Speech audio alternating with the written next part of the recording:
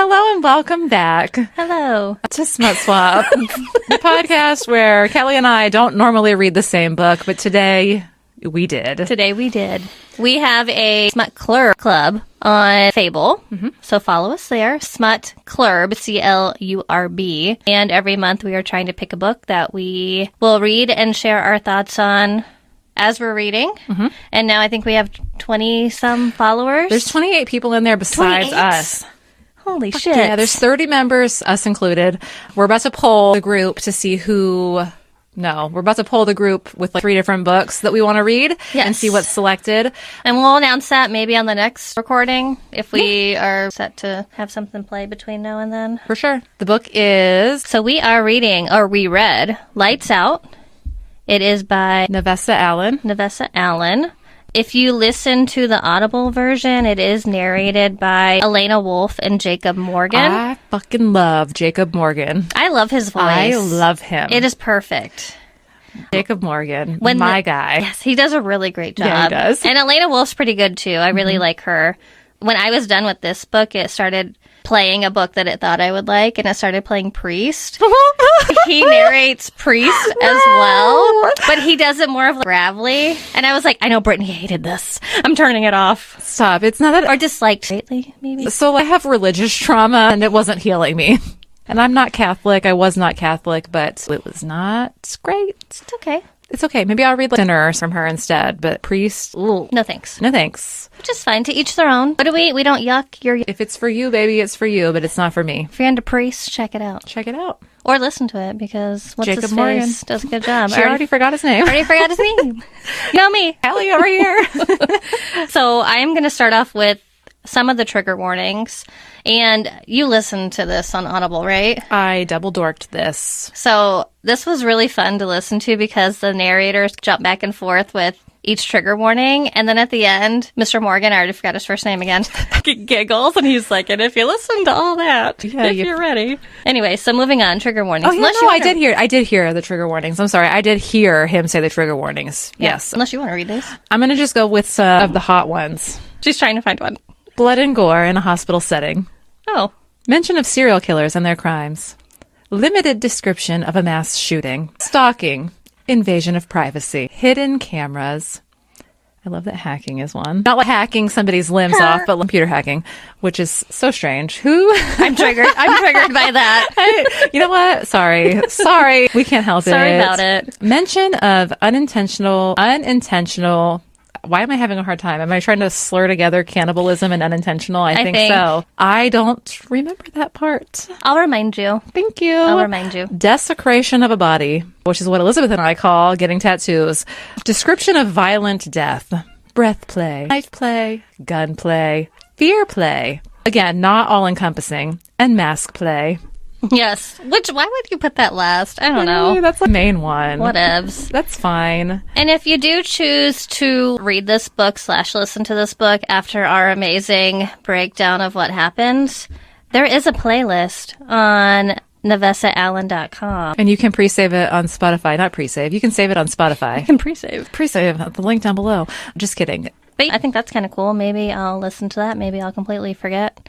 She That's will fine. completely forget. That's fine. All right, so let's dive into Lights Out. Oh, are we going to put the covers here? If you're new to the internet and the BookTok community, here she is. I'm sure if you are not new to the book community, talking about. This has been everywhere. I was really excited to read it. Me too. And I had a great time. Me too. I will give you my score for this at the end. And my score is already on my personal TikTok, so you can go find that. I know I skipped it. I need to go back and watch it now.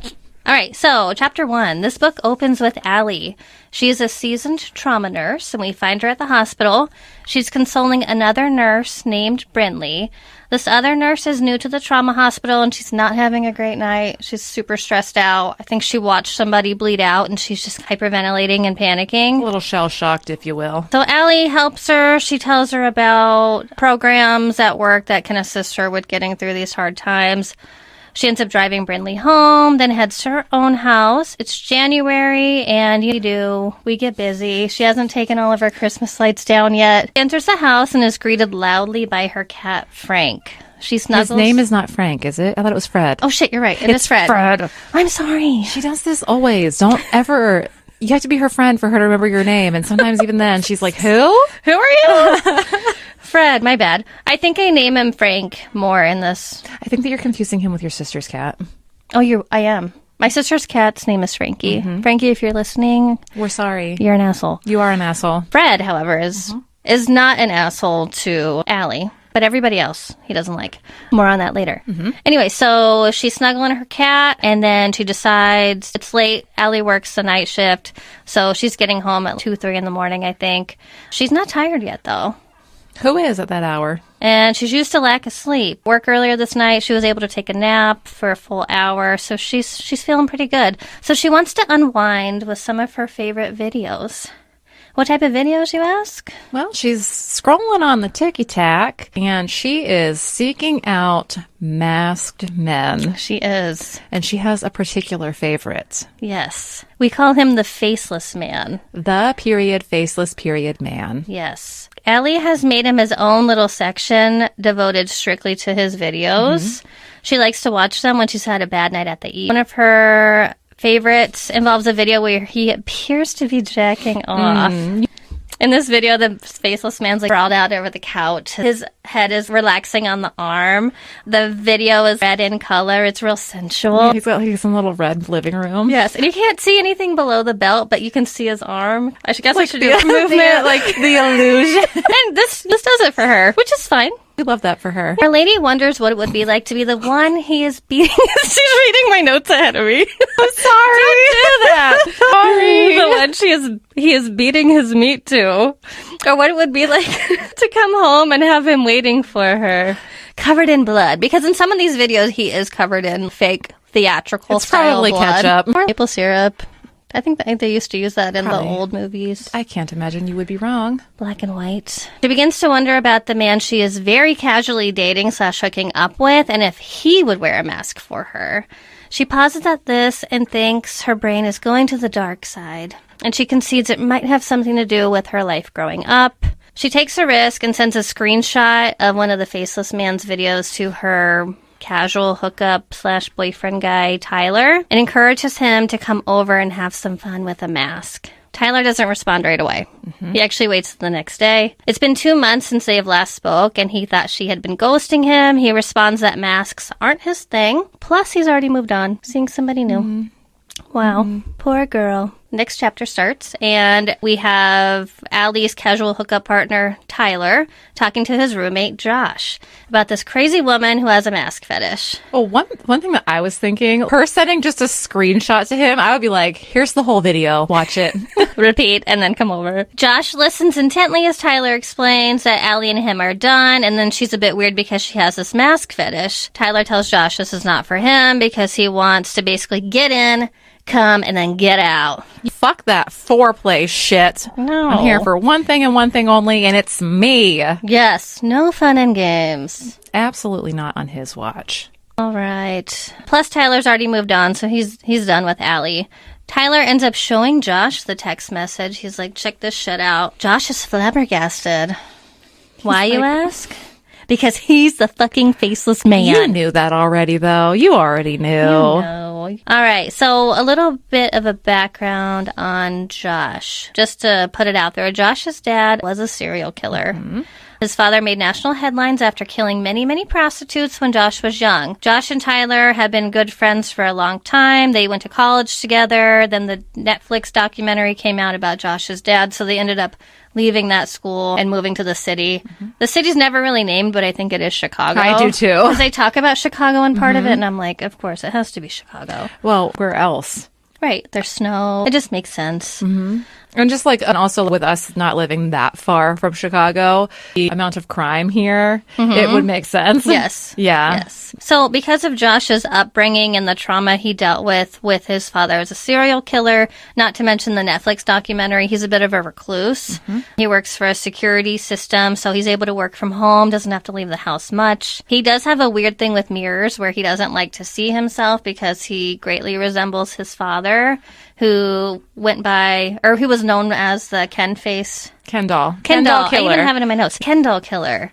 And they look identical. They're both very, very handsome men. So he just doesn't like to see that because it brings back too much grief and memories. And I do want to trauma. say, I think that he and Tyler had been friends since they were children, because I think that I remember Tyler talking about he also knows Josh's dad. It's not like Josh told him about his dad. Tyler spent time with Josh's dad. Yes. I think I might have put college in here, but I do know they go back. They go back when like, they were young. to when they were kids. So back to what the boys are doing. They end up playing video games for a bit, but Josh cannot. Boys. I know. Damn, video games. It's probably Fortnite. Josh cannot stop thinking about Allie. And her name's going to be spelled wrong a lot because of my voice to text, so That's don't fine. judge. I'm judging you. Also, I didn't mention that when Tyler showed Josh the phone, he ended up deleting the picture because he doesn't want Tyler to realize it's him. Yeah, he doesn't want Tyler to look too closely at what's going on in the picture, because you can very clearly tell that it's their living room couch for the apartment that they share. Yes. And you can very clearly tell that it's Josh's bedroom in Josh's bedroom videos. So he's like, get it out of here, quick. And Josh is covered in tattoos, so he doesn't want Tyler to be able to make these out. And not just covered in tattoos, very significant, like, identifying, you can tell that those would be his tattoos. And they go on his hands, too. Which I wish they would have described them a Me little bit too. more. I know there was a few details here and there, but I can't remember them, but it wasn't anything significant. Anyway, so Josh can't stop thinking about Allie. He has met her one time. She used to come over to Tyler's house and they would hook up, and I guess the ambiance in the apartment allows for noise to travel very easily, so he heard them hooking up. Josh also suffers from insomnia, so he did meet Allie one night during one of these insomnia bouts, got up and made coffee, and she came out. She's described as being tall, very muscular. She has very striking features. She's Italian, dark curly hair that I think goes pretty long. Anyways, Josh can't get her out of his head. Tyler then decides he's going to go to the gym, so Josh is left to his own devices. He starts looking through his personal videos to see if he can find Allie's profile. He ends up finding one that he thinks is her, uses a filter that searches for this account, and he's able to pull up every single comment that she's left on the videos. I think that her username was something like Allie Oxenfree, Yes. and all I could think of was that doll and her mom on TikTok. Do you know what I'm talking about? The doll? No, her name is Doll. Oh. They go, mix it up real good. Do you know what I'm talking about? No. Damn. I thought you don't. watched all the cooking videos. So it's her and her mom. Her mom goes by Mama Jill. They're from Jersey. Oh, maybe. Her name is Dolly Oxenfree on TikTok. And I was like, did you steal that? Or did she get it from you? Anyway, she is obsessed. She's left tons of comments. He really turns her on. One comment states that she would love to come home and find him there waiting for her. Another states that if she was in a movie and he was the killer, she would die because instead of running away, she'd be like, all right, Him. He's mine. come here, daddy. Look at this. So Josh loves the comments and he's like turned on. This is his kind of girl. He fantasizes about chasing her and ravaging her sexually. He does. In the beginning, he has a lot of back and forth where he's like, wait, am I crazy? Am I like my dad? Am I like my dad? And in this moment, when he thinks about her ravaging her, he's like, oh shit, am I too much like my father? And he starts to think, let me fantasize about hurting her. And that totally makes his dick go flaccid. So he's like, Crawls back up into his body. yes, internalizes. He's like, I'm not crazy. It's fine. He begins to fantasize about breaking into her house and waiting for her. And he already knows where he lives, where she lives, because whenever anybody comes into Tyler's life, he canvasses them from head to toe, finds out everything he can about them because he doesn't trust a whole lot of people. So he already knows everything about Allie. And I feel like Tyler also needs that. That's the whole process. Because she doesn't like true crime, and that was one thing that Josh does not. He doesn't want anybody who is obsessed with true crime to come into the house. Right. So if Tyler were hooking up with somebody who is into true crime, it would not be at their shared apartment. They would go to her house. Because Josh does not want to be recognized. Also, Tyler is bi, right? They think he might be bi, but I don't know if it ever I confirms swear to God, it. I thought that he was bi. Oh. Because I thought that I read something about him with a man, and I was like, hang on a second, is he bi? Maybe. I could be wrong. Josh already knows where Allie lives. It then cuts to Josh in her neighborhood. Because why? Why not? Low light stalking. So he drives to Allie's house. He has all the equipment to break in. It does take him some time to get in, but he finally makes his way into the house. When he gets in, he is met by Allie's cat, Fred, not Frank. And he's worried that this cat's going to do something to him. It's mentioned that he really hasn't ever pet animals before. Because he was afraid sociopaths always start with hurting small animals. So he never has touched an animal because he's like, that's where it starts. Yes. Can't be like my dad. He does everything that he can possibly do to avoid being like his father. Yes. So he gets there and he's worried the cat's going to do something, but the cat's into him immediately. Being a cat, rubbing up against him. So Josh actually bends down, he pets the cat, and this is when he realized, I don't want to hurt you, so maybe I am normal. And here's the thing. There's this part where he says he can't be labeled as a true psycho killer, as their villain origin story normally starts off with animal abuse. However, he's saying he's not psycho. Mind you, he has just broken into a woman's house. Because she left a comment saying that she wouldn't mind coming home to him in her house. Yes, and I'm like, Sir, can we reassess here? Take it a step back. There's a gray area. You're jumping over that. There's a line. To animal abuse. There's a fine line in the sand, sir. So he's in Allie's house. He's pet her cat. Not her pussy, just the cat. Oh my God. Sorry, I had to. Josh has brought his video equipment with him, and he plans to make a little clip, a little ticky-tack. A little sexy clip just for Allie. And all his followers. And all of his followers. Next chapter starts with Allie at work. She's a bit exhausted and bored. She is waiting for some blood work from the blood lab. So she's checking her pager to see if there's any update. While she's checking her pager, she realizes what day it is. It is a faceless man posting day. This guy posts every Tuesday, Thursday, and Saturday. And it just so happens to be Thursday. So he should have a new video uploaded to his page. And clockwork, a set time on these days, his videos are going live. Not just like Thursday, willy-nilly, PM on Thursday. Yes. Guaranteed. And she works nights, so they're always going to be available when she wants to go look on these days. Anyway, so Allie goes to her locker because she has some time and finds her phone. She then proceeds to navigate to the faceless man's page and finds a new post. As she's looking at his page and she can see all of the other video clips, she instantly starts getting turned on. And there's a lot of talk about her panties getting wet throughout this book.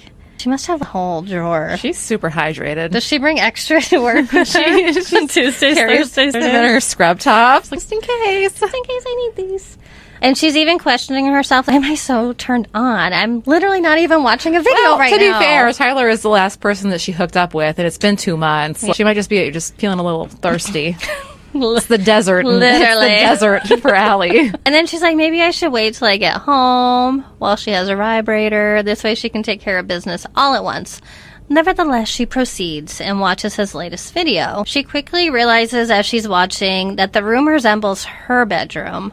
It starts off with a mask on top of a bed, and the bedding is exactly what she has at her house. Video pans back, and there's a sexy grab of the mask and drags it out of view. And then it cuts to the faceless man, and he's doing the millennial pose with the phone up above him. Oh my God, yeah, like the MySpace. Just showing his jawline. I don't know. And he pretends like he is undoing his belt and begins to jack off. I don't know why that's always this thing, but it is. So Allie's watching this, and she's getting extremely turned on. There's a comment that the only thing that would fulfill her want and desire is a large cock and some hard fucking. Nothing like getting horned up at work. Nothing like it. Anyways, right before you go down to some bloody patients, nothing like it. She's all aroused, dealing with death. God. Before the video ends, she sees in the background a dresser that she thinks to herself, wait a second, that looks like my dresser. Is that my dresser? Blah, blah, blah. At one point, she does go back and look through other videos, but she realizes in all the other ones, the background is blurred out, and the main focus is the faceless man. In this video, you can actually see details of the room, and she's like, that's weird. But she ends up closing her phone, and then decides to go on with the rest of her work shift. With her wet panties. 9 hours later, Allie heads home. After a long night, there's nothing more relaxing than a good masturbation sesh. to relax the mind. She walks into her bedroom upon getting home and locks Frank out. That way she can take care of things. And when she looks at her bed, she sees something there. She's like, The fuck? the fuck? The I know, fuck I is didn't there? leave shit there. I'm the only one that lives here, and Fred doesn't carry shit around. So she panics. She grabs a gun out of a dresser. On the same note, it talks about how she has a gun in the dresser. There's another one in a nearby drawer to the bed. She has throwing stars. She has a bat. She has a gun in her car. She can take care of herself. Meanwhile, I have pepper gel. Do you? Yeah, that's it. Oh my gosh. In a pinch. You know what? It'll It'll do. Guess who gave it to me? Shooting in one. Oh my gosh. Is it like a spray? Yeah, it's gel Oh. though, instead of so the gel will stick to you and then it smears. Oh. It's some pepper gel. Only because tasers aren't legal in Illinois. Unless you have a FOID card, and I don't have one. Damn. Who knew? Fun fact. She also takes self-defense classes once a week with a Marine or a retired Marine. More allusions to she lives in Chicago. She's a bit of a badass. So she has her gun and she's investigating what's on her bed, and she realizes that it's the faceless man's mask. What is that doing here? And the woman does. We spiral. So she's like, what the fuck? She wonders that this is a weird game of cat and mouse because she has left video or comments inviting him into her house. So she's like, fuck, did I bring this on myself? She wonders if the faceless man is a serial killer. She starts thinking about all kinds of crazy things. And then she's like, the blood in the videos, is that really blood of victims? What is happening? She calms down a little bit, and then she realizes after digging through some videos that her bedroom is the only exception to the rule of what he normally does. Again, they're normally blacked out in the background. You can't see anything besides the faceless man. So she chills out, and then instead of calling the cops, she gets turned on. Hey. Instead of doing the logical thing, let me tittle my bits a little. We're only on chapter 3. We're not going to end things right here. Yeah, we can't just... We have, 22 more chapters and an Yeah, epilogue? and an epilogue. We're only on chapter 4. Woof. So, in the next chapter, we cut to Josh, and he's sitting in front of his computer screen watching Allie in her bedroom. How, you ask? Well, he has replaced her phone charger with a new one, and this new one has a secret camera built into it. Which is terrifying It is kind of scary. as somebody who stays at Airbnbs. Yes. You never know. We did that. You never know. Or someone who has this camera right here on my old Mac. Hey, Cash Patel, mind your own goddamn business. Politely, fuck off. Sir or ma'am. Or ma'am, Whatever you go by.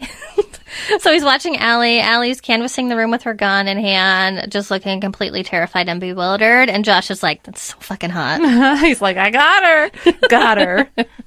Oh, I've never been so attracted to someone. This is hot. And even though Josh is taken by Allie and her terror, he also is a bit worried that she's going to freak out and call the cops.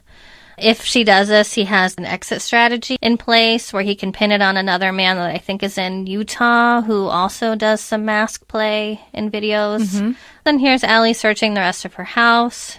He's only put the camera in her bedroom so he can't see what she's doing. He hears Allie yell out for Fred to make sure that he's okay. And Josh doesn't realize that this is the cat when she says his name really loud. Because who the fuck names their pet's real people name? Right. My sister. You. Oh, Toby. And Oscar. Right. After the office. It's fine. So Josh is like, what the hell? He starts to panic. He gets super jealous. And then he realizes that Fred's the cat because Allie brings him into the bedroom and puts a chair under the door and drops Fred onto the bed.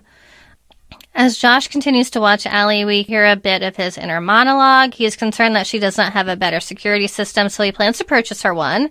He knows that she's not hurting for money because after researching, he realizes that her mom passed when she was 16 and left a life insurance policy for her. And she has a good amount of money in her bank account because he saw it. Because what else would you use your hacking powers for other than seeing what's in people's bank accounts? Right, Elon? Are you listening? Also, when he broke into her house, he logged into her computer and realized that she has been researching to try and find him as well. But she wasn't doing a great job. It was Google searches. What is the name of whatever? How I Google. Yes. I have a master's degree. It's okay. So we don't judge.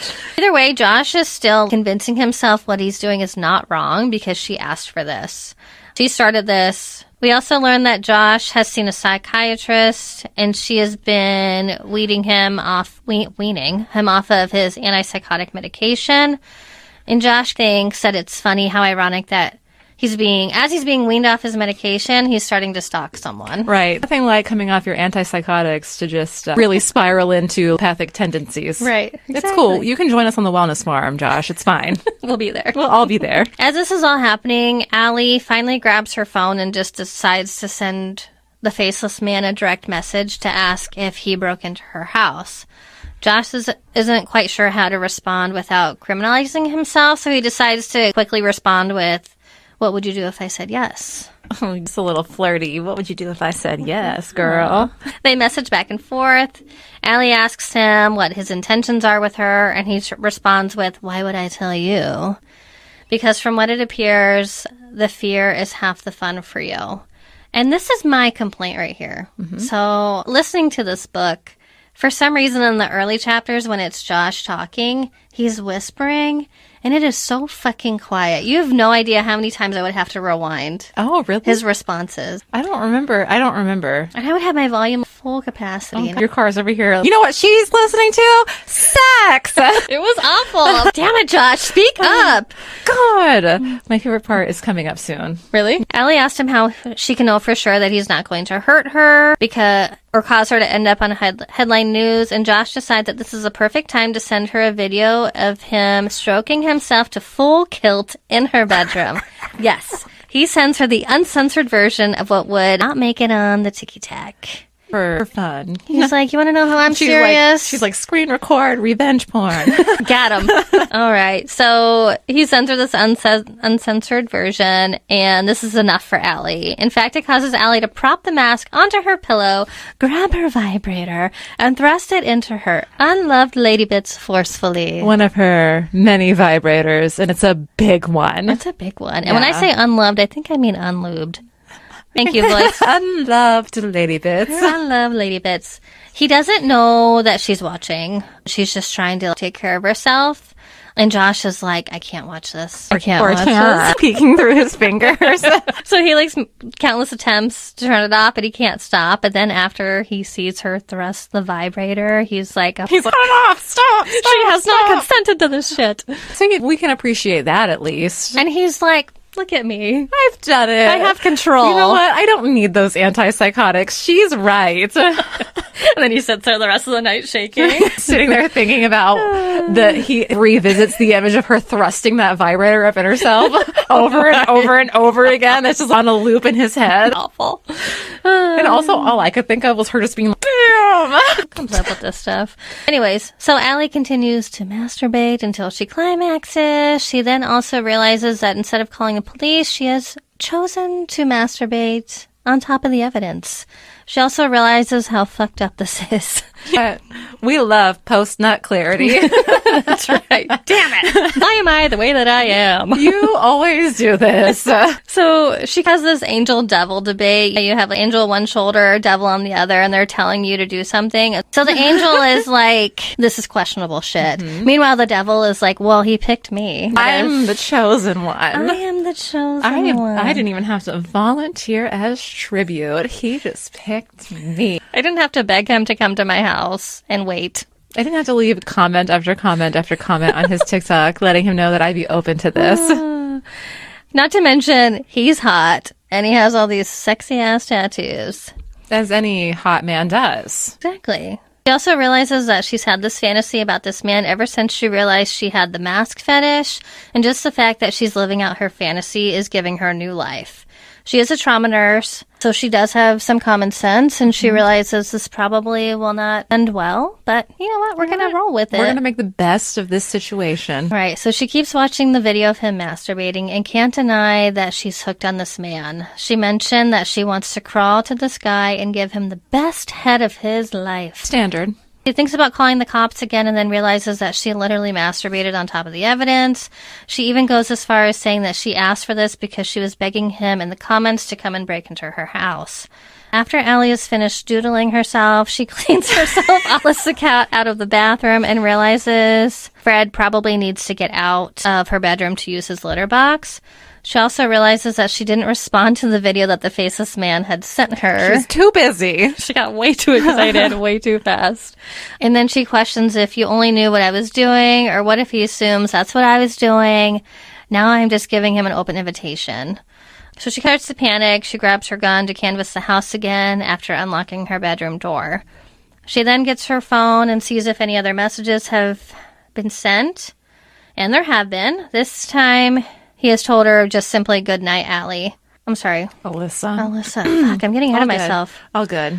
So, I'm sorry. He texted her and said, "Good night, Alyssa." That's basically it. And Alyssa is her full name, but she goes by Allie. And she doesn't have Alyssa listed anywhere, not online or any other social media account. So she knows that he's had to have done some digging. He's found his fill of her. Yes. So Allie realizes that this is both the sexiest thing to ever happen to her and the most fucked up. Wow. The most fucked up thing is that a man knows your full name. God. And he broke into her house. That's true, but I thought we were still hung up on the name. No. Allie goes to bed and is worried that she'll have nightmares of what's happened. However, she sleeps like the dead. Wow. This is what she needed. She just needed to fucking slam a big old vibrator in herself. So she wakes up the next morning, decides that she will be going to the gun store as well as a home security store, and claims that that motherfucker is not getting into her house again without a fight. Even through all this, she is still turned on, and there's comments about her nipples still being erect and her panties wet. What the fuck am I saying? Straight dilated. I don't know. Maybe I meant to say straight drenched. Or saturated. Maybe. And here's where things take a turn because Allie is sitting and thinking through things. She realizes that she knows a hacker. Maybe not directly, but indirectly. Because her ex, Tyler, has a roommate named Josh. And he's an amazing hacker. And again, we know that they've met once before. She mentioned, as she's thinking about meeting Josh, way back when, she mentions that he is 6'5", muscular, has a strong Italian face. He's also yoked with heartbreaker good looks. I don't know what that means. And then I guess since Allie and Tyler have broken up, she has seen him once at the gym, and he waved and was friendly. So they didn't end on super bad terms, so she feels like she can still reach out to him. We cut back to Josh's perspective in the next chapter, and he's watching Allie through her computer camera as she Googles how to find information on somebody. She also ends up researching if somebody can watch you through your laptop camera, which is kind of ironic because Josh is literally... What's she doing? What's she Googling? What you doing over there? Sweet stuff. She finds out that they can. So Allie quickly gets up. She walks across her house, comes back with a piece of tape to throw across the camera. And as soon as Josh sees her doing this, he sends her a message, just one word, and says, "Don't." God. Could you imagine? I'd probably throw my phone. Me too. I'd be like, I'd slam my computer down. Absolutely not. Not in my house. Yeah. Allie stares into the camera at first and she's scared, but then her fear quickly turns to anger. And she's like, "Listen, motherfucker, you just wait until the day you come home and somebody's waiting for you." And Josh is like, "Sweet. Sounds like a grand time. Hot. I'll be there, ready and waiting." Make it happen. So Josh gets turned on, and he also comments about how seeing her scared and angry is a big turn on. And again, problematic, but it's fine. It's fine. Josh also welcomes the thought of her hiring a hacker to find him, and I think the thrill of cat and mouse games is really what does it for him. He also wants to see how great her self-defense skills are. He mentions how muscular and toned she is and that she probably doesn't pull punches. He outweighs her by about 70 pounds, so he's fairly certain that he could take her. And of course, he has also taken self-defense courses since he was 11 years old. There's a little bit of a brief talk about his mom leaving the father, and the self-defense courses were done so that if he ever came back, they'd be able to defend themselves because Josh's dad used to beat him and his mom. So all around, just a terrible guy. We hate him. Serial killer aside. Not the best. Even Ted Bundy didn't hit his wife. God damn, dude. You just had to be all of it. Right. And here's where things take an interesting psychological turn, in my opinion. So Allie not once has told Josh, "Don't come into my house again. Don't spy on me." She knows that these things happen, but she's not giving him the command to stop. She's essentially not consenting verbally, but she's not consenting. She's not telling him to stop. He's not like, "Hey, man, if you ever come to my fucking house again, I got 3 guns and Fred on you." And Fred. And even though Josh tells her not to put the tape on the camera, Allie leans in and winks and says, "See you soon," and ends up covering the camera. So I know I come tangents there, but That's I think you get what I mean. Even though Allie has covered up the video, she hasn't turned off her microphone. And she doesn't even think about the fact that he's probably watching what she's typing in to the search engine. So Josh watches her research a little bit, and then he hears her pick up the phone and call somebody. And as soon as the person answers, Josh realizes that she has just called Tyler, his bestie. And roommate. And roomie. Tyler and Allie talk on the phone, and Allie asks him if his roommate, Josh, might be able to help her find someone. Obviously, Tyler is curious and questions what's going on, what's happening. Mm-hmm. Allie responds and asks if Allie's been threatened. Allie's like, no, I'm fine. Josh is still listening in, and he's getting angry because he didn't realize Tyler had been telling other people that he was a hacker, so he's upset about this. Tyler also confirms that Josh will be able to help her and that, he'll help you for free. Don't worry, it'll be free. It's fine. Come on over. He totally became a hacker so that he could help out his friends for free. Right. So Josh decides here in this moment that he has to do damage control. If Allie is to come over, he has to hide his tattoos. She can't go into his bedroom because that's where he does the majority of his filming. He has a very distinct headboard. He also is like, I'm going to make it cold, so I have to wear gloves. She won't be able to see my digits. Hey, think big, man. He ends up bringing all of his equipment that he's going to need to put on the ruse of hacking whoever's hunting Allie into the family room. Meanwhile, while this is happening, Josh, the night before, because he felt bad for what had happened, he had ordered Allie all the flowers from a florist shop. All of them. From Every single one of them. And he used somebody else's account. Yeah, this man is literally, he has to have millions of dollars, but he uses some random person's card. He's like, it's fine. Sir. It doesn't matter. They don't need it. And Allie, so she starts getting all the flowers and she's pissed because she has no room for these. And she has to pay $50 to get them rerouted to go to the senior center at the hospital.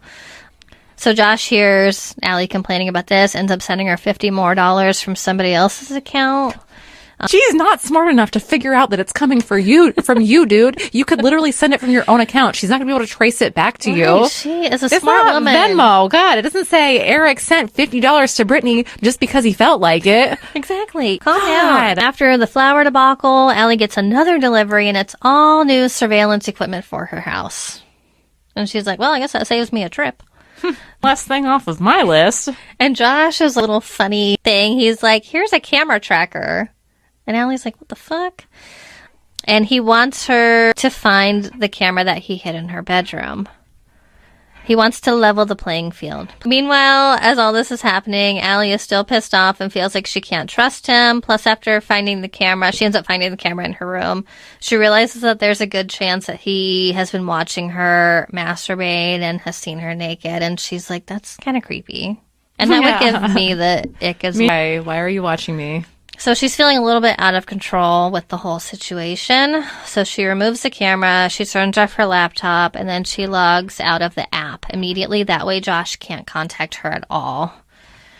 And then Josh is like, well, I hope she chills out. Hopefully. Maybe she needs to be on some antipsychotics. So the next chapter starts a bit slow. Allie hasn't installed the cameras for the outside. Allie has installed the cameras for the outside as well as the doorbell camera. I can't speak. The doorbell camera, but she has refused to put any inside her house because she doesn't want Josh, the faceless man, to hack into them. She mentions that the camera outside is not picking up anything of note besides her neighbor that's an ultra marathoner, which at this point I thought there was going to be more to him. Maybe something would happen, but nothing. Loose end. She's a trash panda. And it's been a few days since all the deliveries, and it's now Saturday. So Allie's at home. She realizes that the faceless man should have posted another video today. She hasn't logged into the app since she had logged out. I think it was Friday.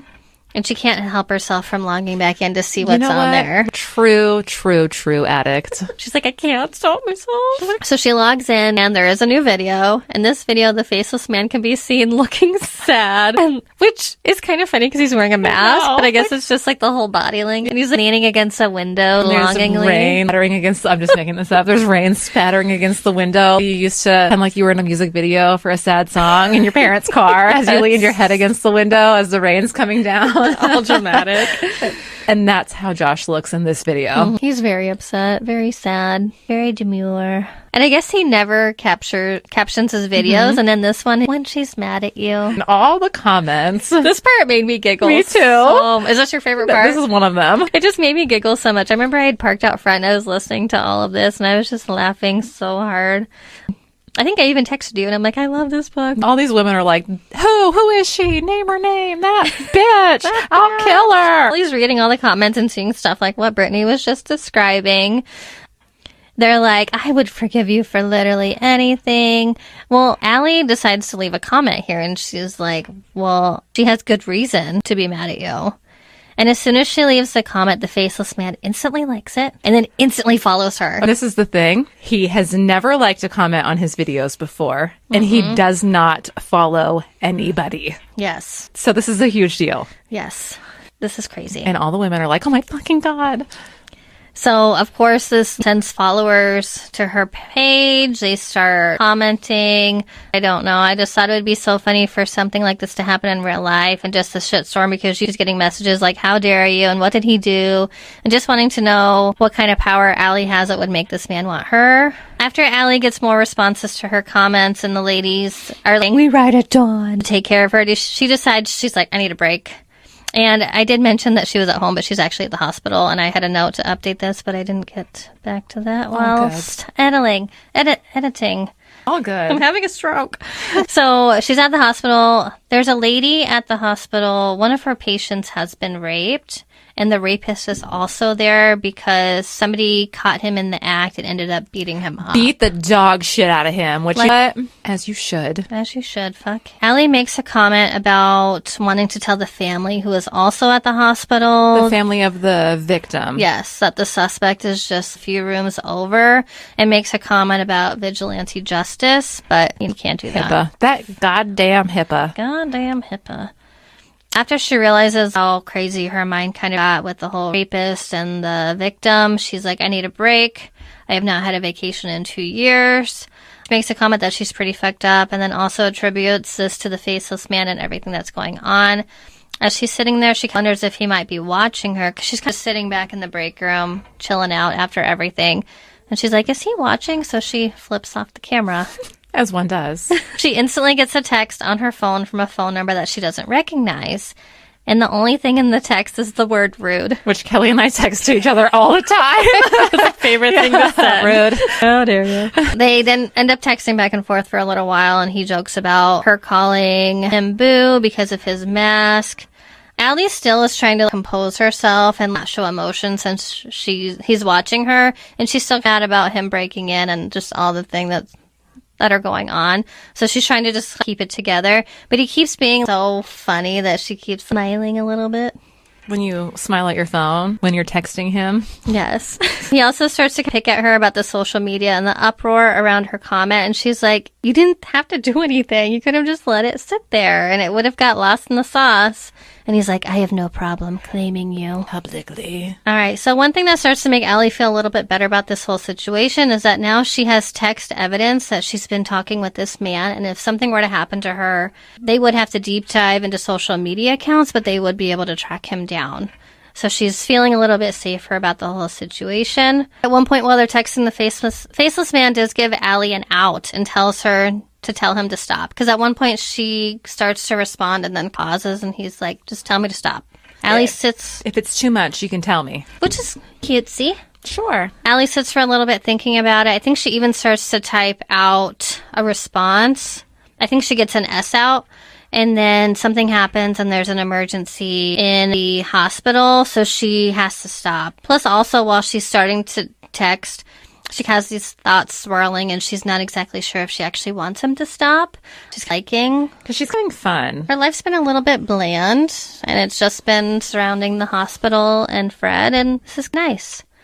So there's an emergency situation, so she doesn't actually end up texting him to stop. There's been a shooting at a nightclub, and victims are being brought to the hospital, so she immediately has to turn off her brain, end the conversation, and get to running from getting the patients from the intake center. So after she's done dealing with everything. She ends up working for 20 hours straight. Which is crazy. So she's exhausted. It's the next night by the time that she ends up leaving. She leaves the hospital, begins walking to the 3rd floor of the parking garage, and it's really cold outside. It's been snowing for a while. It's just not great conditions. So when she gets to her car, she finds that her car... This is one of my favorite parts of the whole book. It's so ridiculous. Yes. It's so funny. She ends up walking to her car and her car's on. She's like... The fuck, dog? And she's so delirious that she's like, wait, I don't have an automatic start on my car. Did I start it? There's no remote start. How did this happen? She becomes more coherent after a while, and she's like, don't have an automatic start. And then when she gets even closer, she realizes there's a big, bulky man sitting in the driver's seat. And he turns to look at her, and she realizes immediately that it's the faceless man. And for some reason, in this part, I know on the cover that we showed, it shows a mask. But I can only picture the Scream we're talking about. From the Scream movies. And he's sitting there in full hood and just Ghostface Scream mask. He's just sitting there with the hood and everything. Yes. But then I also go to Scary Movie where it's hilarious. He's just being goofy. Oh my God. Anyway, so she realizes it's the faceless man. She instantly grabs her mace. And at this moment, he sends her a text to her phone. And he's like, I saw what you went through. I know you've had a bad night. I know you're exhausted. Let me drive you home to ensure you get home safely. And I think this is the part where it literally, logic in my brain had me rolling my eyes, because instead of him rolling down the window and talking to her, he's just texting her. He will not use his voice at all. And I'm like, when people are texting and it takes a little bit, if he's a slow texter and she's just standing there lapping her foot. He's actually using T9 because it's a burner phone. delete. Oh my gosh. It just makes me laugh so hard to just think about this whole exchange. Anyway, so he's texting her, I want to drive you home, and she's just standing outside the car. In the cold. And she's not sure what to do. So he encourages her to get in the car. She's like, how do I know you're not... She's like, how do I know you're not going to kill me? He texts her back and says he brought a gun and a knife and left them on the passenger seat. So she comes around, opens the door. He puts his hands up to show that he's unarmed. Allie grabs the gun, checks it to see that there's a bullet in the chamber. Oh, wow. I don't know. I guess I don't enunciate ever. So she can use this if necessary. And this is when we have the final moment of acceptance from Allie at this point. She can either flee and get the police, who are already at the hospital because of the night's events. And they may actually be watching her on security camera footage at this point. She's like, if I scream, I know that they're going to come. But she's kind of thinking... As she's thinking through her head, she's being encouraged to get in the car, and she realizes that she is a lonely single woman who was unhappy. She hasn't had any successful relationships, but even these relationships, as soon as she tells the man, if she's in a relationship, it's unsuccessful, and when she tells the man that she's done, he just moves on easily. Mm-hmm. He's really not upset. And she's like, I want somebody to be obsessed with me. Hey, felt sister. Yes, I get it. I want somebody who's going to be so obsessed with me. They send me cameras to keep me safe. She wants exactly what is happening to her right in this moment. So she gets in the car with the faceless man. Bravo, ma'am. She seals the deal. She's like, I'm in. And then she also realizes that Fred even likes a faceless man. And Fred doesn't like any other humans except for Allie. Mm. The fact that Fred was playing around with him before he was jerking himself off in her bedroom, that is also adding a level of security into this. Thank God my cat didn't claw his wiener off. Am I talking way too much? No, you're fine. Listen, the last episode was all me. I know, but I feel like I'm going on so long. How are we at an hour? Yeah, we are. Oh my God. We're only on chapter 8. I know. So Josh is like giddy that she's actually gotten in the car, and he's excited that she's just as obsessed with him as he is with her. He really just wants to take her in the passenger seat right now. Instead, Allie shoves the gun into his side and tells him to drive. Drive, motherfucker. Josh grabs his phone again because he can't talk and texts her that he's going to take the back way to her house and that he has put her address into the GPS and shows her that she doesn't think that he's taking her somewhere else. To note, the texting thing does not last for very long because he ordered a voice changer. It just hasn't come through Amazon yet. It's going to be there later today. And I think Allie's a little annoyed She's like, take your fucking mask off. And she knows deep down that they had to have met sometime before. She just hasn't quite figured out who it is. So the cogs are turning. She's going to figure it out. she's not just a pretty face, ladies and gentlemen. She has a degree. Josh knows that Allie is an intelligent woman, but he wants to stay 3 steps ahead of her and continues on with this game for just a little bit longer. Josh also wants to keep up with the fantasy for a bit longer as well. And he texts her saying, don't you just want to keep this going for a little bit longer? It's fun to stay involved in the fantasy. And Allie agrees. So they begin to drive to Allie's house. Adam is calling me. It's fine. It has been snowing for a while, so the roads are awful. Josh wants to take the back way. Allie talks about how hungry she is, and Josh has brought her snacks. Cute. He's brought her a little lunchbox. Love a man who brings snacks. And Allie's like, fuck no, I'm not eating shit. Especially because everything in there is homemade. Yes, exactly. Sir, do you think I was born yesterday? You could be roofing me right now. Right. If it was prepackaged, maybe. But these are homemade snacks. So Allie's like, I'm not eating this. You eat one. So Josh shows her it's safe by popping some apples and trail mix into his mouth. But to do this, he has to raise his mask up a little bit. And Allie sees his chiseled jawline, and her panties are moist again. Always. Always moist. Always ready. So they drive for a bit, stop at a red light, and somehow at 3 a.m. in the morning, this big-ass lifted truck comes up beside them, and they decide to start catcalling Allie in the passenger seat. Casually, as one does. And Josh is like, you're mine. So he gets out and holds up a knife. And again, all I can see is scream at this point. And the men barrel off and run the red light. Bats out of hell. At this, Allie gets animalistic. Riled up at this. Just give me that cock. Let's see. Allie and Josh continue on down the road. Allie gets excited. She eats more snacks. And then she tells him that she wants to see it. His penis. He lifts up his shirt and makes Allie put her hand on his rock-hard abs, and she's super excited. She then takes her hand down and buttons his pants and gets his... should have said dick, but autocorrect said stick. Gets a stick out. Oh my God, I might cry. It's a stick out. It's a stick out. Dick. Oh my God. She ends up starting to give him oral, and he tries to turn down the side road crying because he's so excited, and she's like, drive, motherfucker. You better stay on the path. And at this point, Allie has the knife in her hand, and somehow, as she's going down on him, she accidentally stabs him in the hand. And it's pretty deep. He needs stitches. Whoops. Once Allie sees this, she starts panicking. They end up driving back to her house.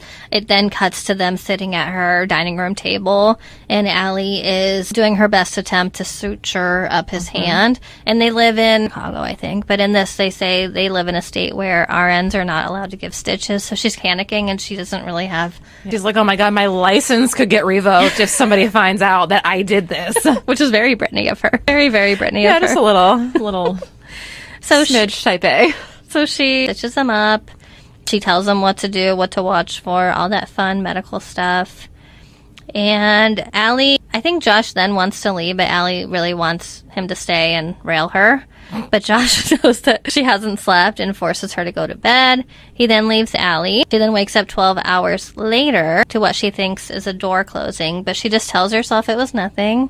Oh, that click, that was nothing. It's fine. It was Fred closing the door.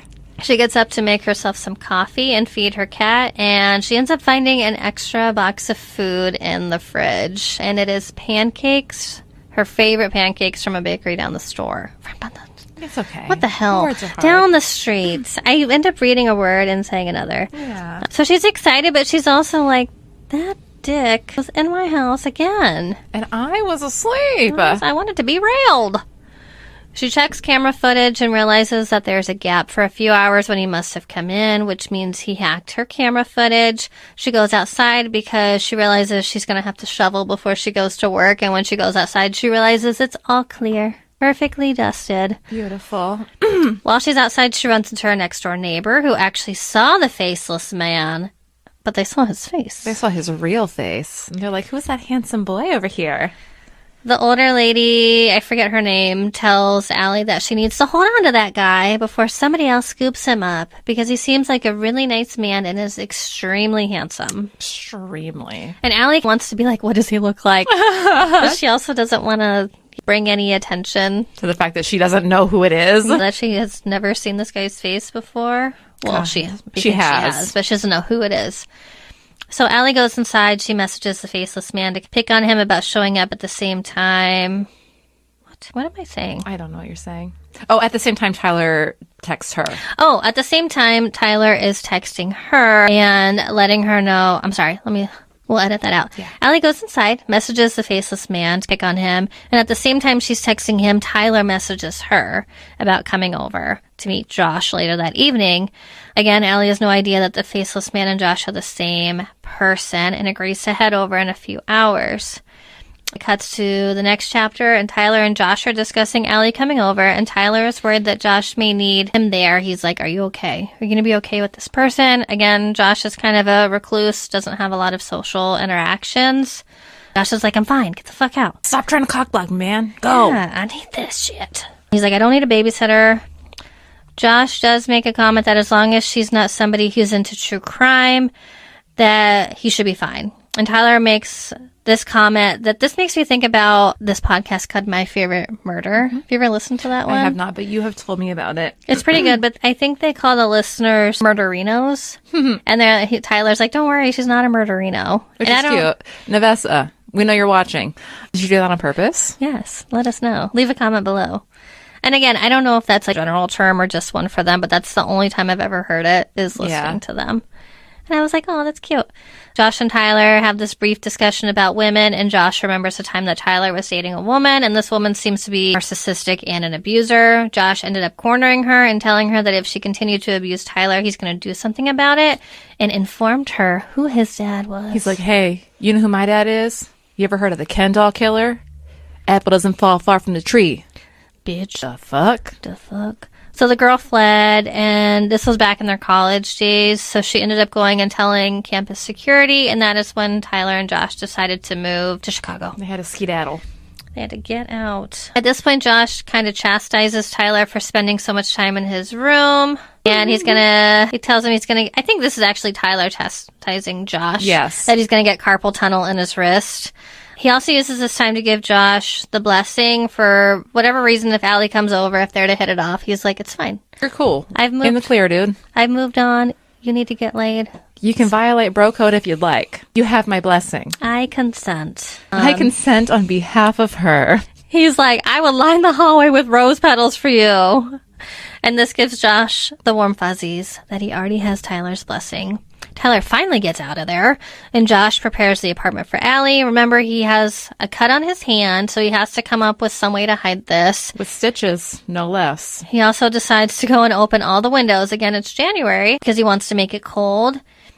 At one point, he gets so excited at his deceitful plan that he has to stop and rein himself in, because he knows this is how his dad probably used to get, and that makes him panic a little bit. So Allie shows up at the house. Josh is wearing gloves, a heavy sweatshirt, and jeans. And when Josh opens the door, Allie is described at being right at chest level. She's looking directly into his chest. So she has to slowly pan up to see his face. And when she does, he sees her cheeks get a little bit flushed, and he's like, she's turned on. Who blushes when they look at a man? Could never be me. I think I have once, and that was in classifications. We had some Navy SEAL recruits coming in, and one was so beautiful. Recruits are all children to me. But this one was different. But it might have been my first SEAL division when I first started. Fair. Well, they don't have SEAL divisions anymore. Or special whatever. They don't have those anymore. They don't have those? No special warfare. They're just integrated with the normies. Wow. But I just remember being caught off guard at his beauty. Wow. Adam, if you're listening, we had been on one date at this time. It's only been you. It's only been you. Where was I? They move inside. They chit-chat for a little bit. He then makes a pot of coffee. And again, they had met a few months back when Tyler had her over and they had coffee together. So he remembers how she likes it. And she's like, take me now. Yes. She's like, bend me over this here couch. They then go and start working on the computer. Josh has Josh has a fake social media profile of himself pulled up, and he starts making the computer do some AI stuff and make it look like it's hacking and looking for stuff. Oh, and I also failed to mention when Allie walked in, she went to shake Josh's hand. She squeezes it really fucking hard, and he does not flinch. No. Which is surprising because it's the hand, of course, that has the stitches. And Yeah, she's like, she has an inkling that it's him, but he doesn't flinch. Yes. Can't be him. Can't be. But it's still a fresh wound, so it's Yeah. super painful. As they're sitting on the computer, again, Allie is smart, and she still thinks it could be Josh. So she sends him a message on TikTok to see if his phone's going to ping. But Josh has already thought this through, so he has some sort of AI responding. And he knows that the AI has been set up to be sarcastic and Snarky a little bit. a little coy, just like him, but he's not sure how long the AI can go on without it being recognized as it's not actually a real person responding. So Allie sends a couple messages and then she gives up. Convenient. And then, yes. So Allie and Josh are supposed to do something here. They sit and chit chat and then they play, would you rather have this or that? And some of the questions were really funny. I meant to write them down. It's okay. One of them was Seaman talking to, I don't know, it was really odd, but it was kind of funny. But you can tell by these back and forth games that they really have a lot in common. They're both warped upstairs. Allie then goes to leave and Josh watches her for a little bit at the hospital, but then he falls asleep. And he wanted to be at her house when she got home. And he panics because he has an alarm set off for Allie's Ring cameras, and one starts going off when she gets home. So he grabs a bag, carries him out the door, and decides to head over to Allie's house. And then this chapter, when it changes back to Allie's perspective, I laugh so hard because it starts with, I know Josh is the faceless man. It really does.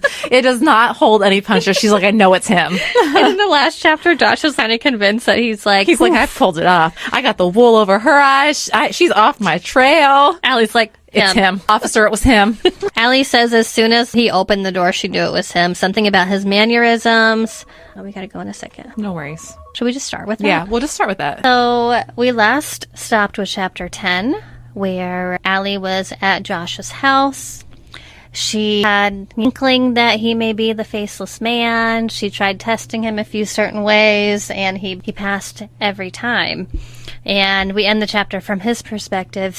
Basically, he's like, got her. She doesn't know. She has no idea.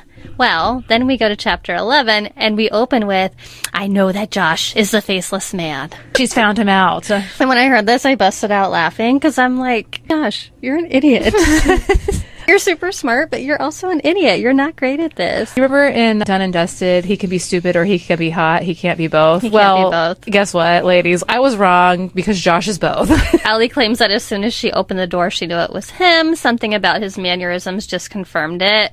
And I love this part because I just love women because we are so smart. We really are. We don't fall for these dumb games, so don't try it.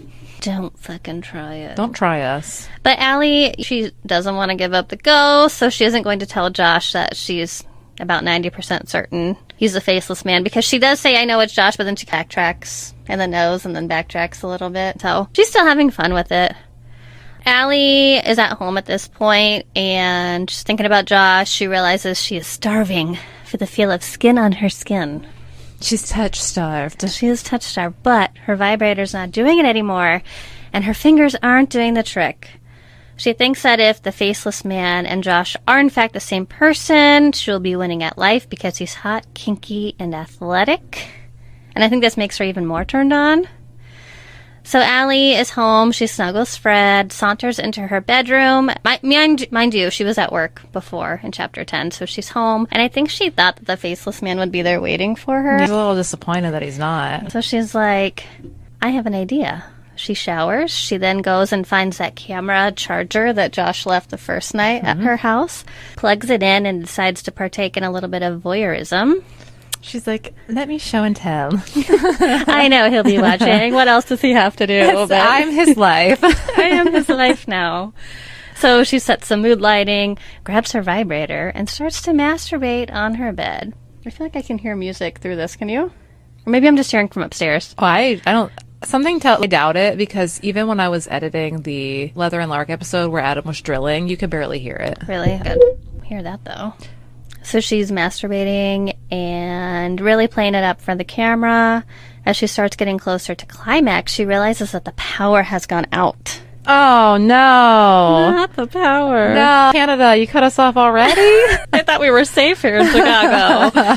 She also hears a huge bang as if somebody's breaking in.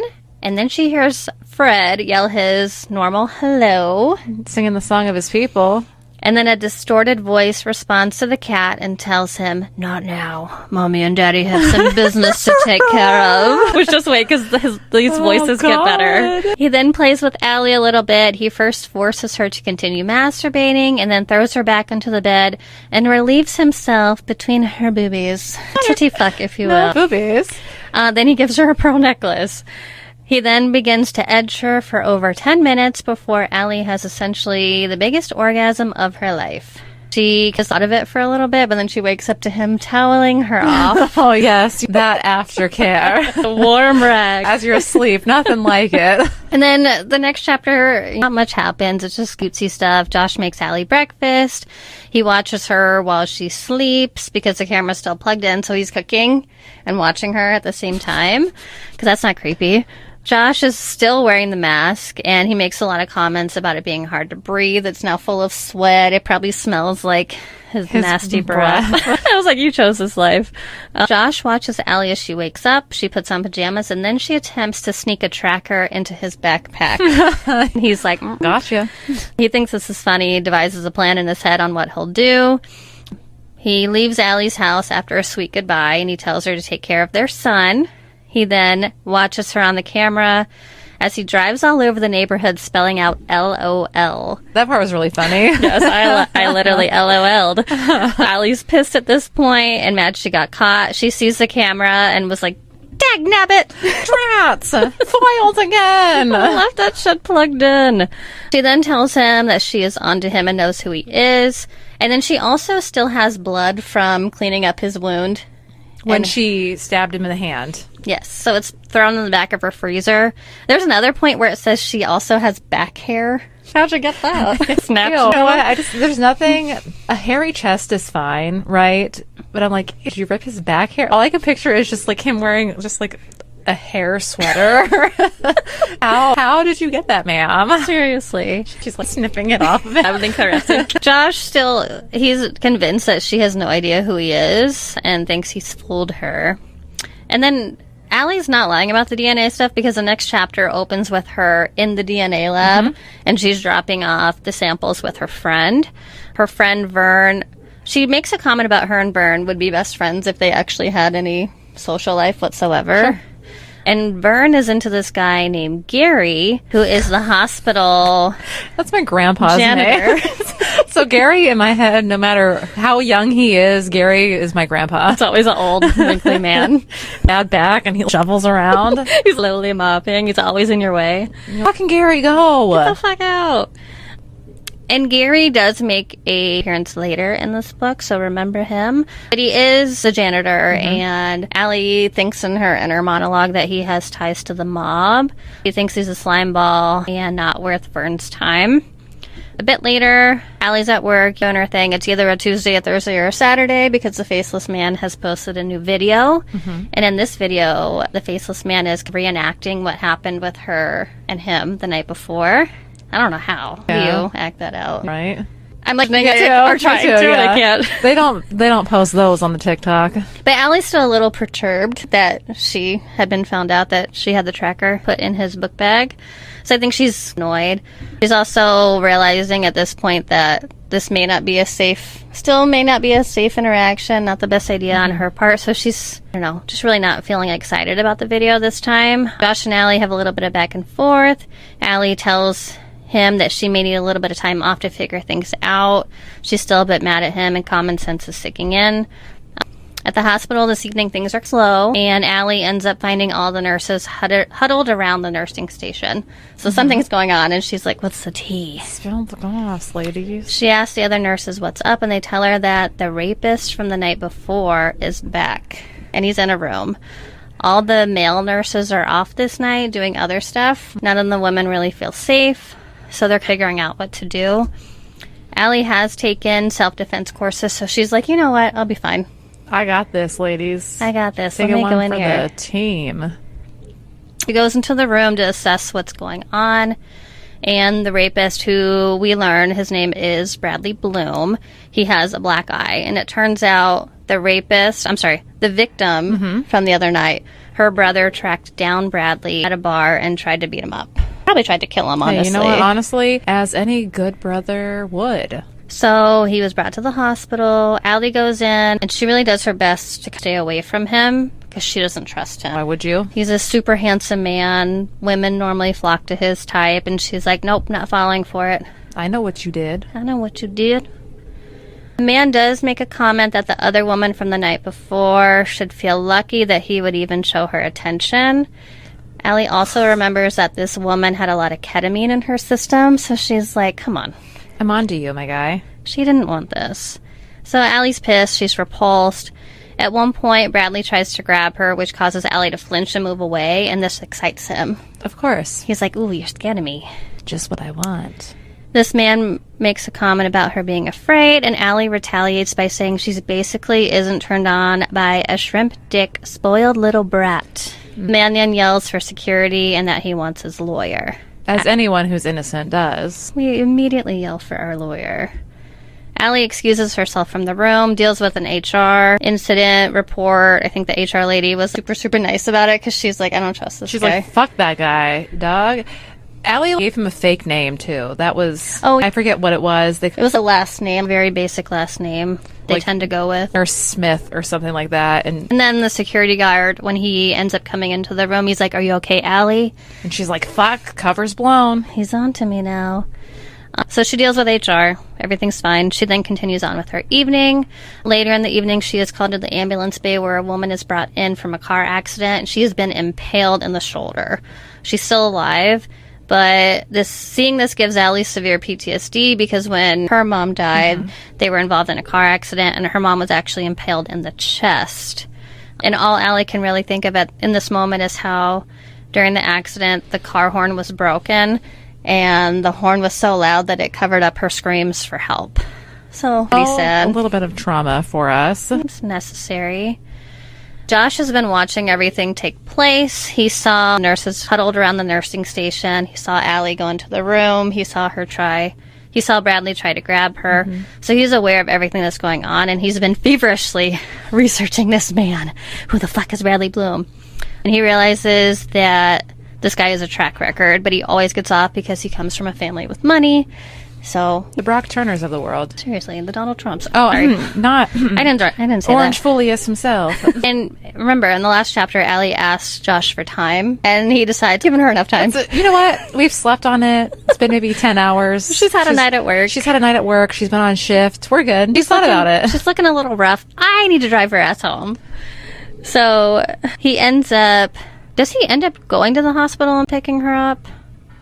I don't think so. I think that he ends up waiting for her at her house. You're right. My notes are jacked up. I even edited this one.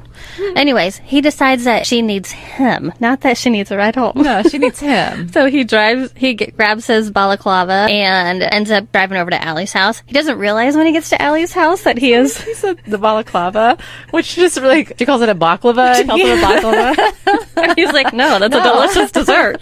What are you talking about, you dumb bitch? I'm sorry. Well, when he gets to the house, he's talking to Frank and greeting him. I said, Frank, it's Fred. It's Fred. And he realizes that he doesn't have his voice modulator with him. And this might be one of my favorite parts of the book because Josh starts practicing his really low voices to not sound like himself. Your Batman voice. And he gets really low, and it caught me so off guard because he's like, I am Batman. Listen to this part, or did you read it? All over TikTok, so maybe we can We'll clip it. add in a clip. Oh my god, it was so freaking funny. I wasn't expecting it either, so it completely caught me off guard. Jacob Morgan, right? Yes. Oh my god, he is narrating Abby Jimenez's most recent book, and I cannot fucking wait. Oh my god. What book? It's called Say You'll Remember Me. It comes out in April. Is it memory loss? I don't know. type book. It doesn't matter. It's fine. If Abby, We love her. If Abby Jimenez wrote it, I'm reading it. That checks out. Right? So Allie's already home at this point when Josh makes his way in. He then goes to her kitchen. He pours her a glass of wine, makes her some tea, walks into her room. Allie has no idea that he's there, so she's brushing her hair. She turns and pitches her hairbrush at Josh, which causes him to spill the piping hot tea all over his hand. Mm-hmm. So he panicked for a little bit. She tends to him, but he's fine. Allie and Josh end up chatting. Allie explains why she's upset. She tells Josh about her mother's death and how she feels like she's to blame.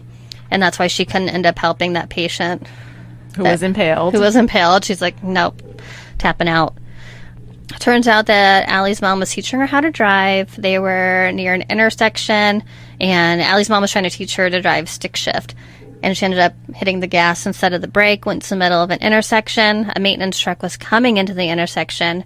They slammed down their brakes, but when they did, it caused a pipe to Final Destination. Final Destination shit. Which I'm sure is just really fun for you as you teach your daughter to drive. Oh, yes. It really gives me the warm fuzzy. That's just great. She does pretty well. She does. We've had one situation. Did I tell you about it? We were in, so it's one of those situations where there's two left turning lanes. Oh. We were in the left one, and when we turned, she went into the right one. Oh, Claire. And I'm like, follow the damn line. Luckily, the car that was in that lane stopped, so we survived. Did they honk? And I think they were going pretty slow, actually. Okay. So we just were like, she didn't get over, flicked off or anything? No, disappointed thumbs down. So Allie's explaining what happened. Josh is consoling her. He also explains that the death of her mom was not her fault. He's like, what if another 16-year-old had this happen to her? Would you tell her it was her fault? Right. And she's like, no. Obviously not. So Allie appreciates this. It's good to have the perspective of somebody else to be like, you're not a bad person. It could have happened to anybody. Seriously. Josh and Allie chat some more. Allie's vacation is literally about to start. She put in for 2 weeks off of work. And he's like, well, we'll have 2 weeks together because I also took off work. And I'm going to be here. The perks of working for yourself. And he makes a comment about it being good family bonding time for him, Allie, and Fred. Their son. Allie and Josh then talk about Mr. Bloom and how they both want to kill him. Allie confesses that she wanted him to do something so that she could retaliate. Josh knows that Bradley Bloom has been paying off other victims since he was 16. So he just knows that this guy is the fucking worst. Yes, literally the worst. Oh my god. And while they're talking, Allie is sitting on his lap, and she has freshly showered. She's in a bathrobe. It's slowly opening every time she moves, and she decides to loosen it a bit more. And Josh stops her, and he's like, whoa. Girl, you just told me that you needed time. I just came here to make sure you're okay. And Allie's like, I want to be bad. For some reason, his name's Sam now. She tells Josh that... She tells Josh that she wants him to use her body like his play toy, and she wants to be dark. She also tells him that she wants to be darker than the other night, and that she knows he was holding out on her. Don't you dare hold back. Give me the business, if you know what I mean. And this is like to Josh's brain. He fully encompasses the faceless man, and he's like, ooh, I want to be dirty.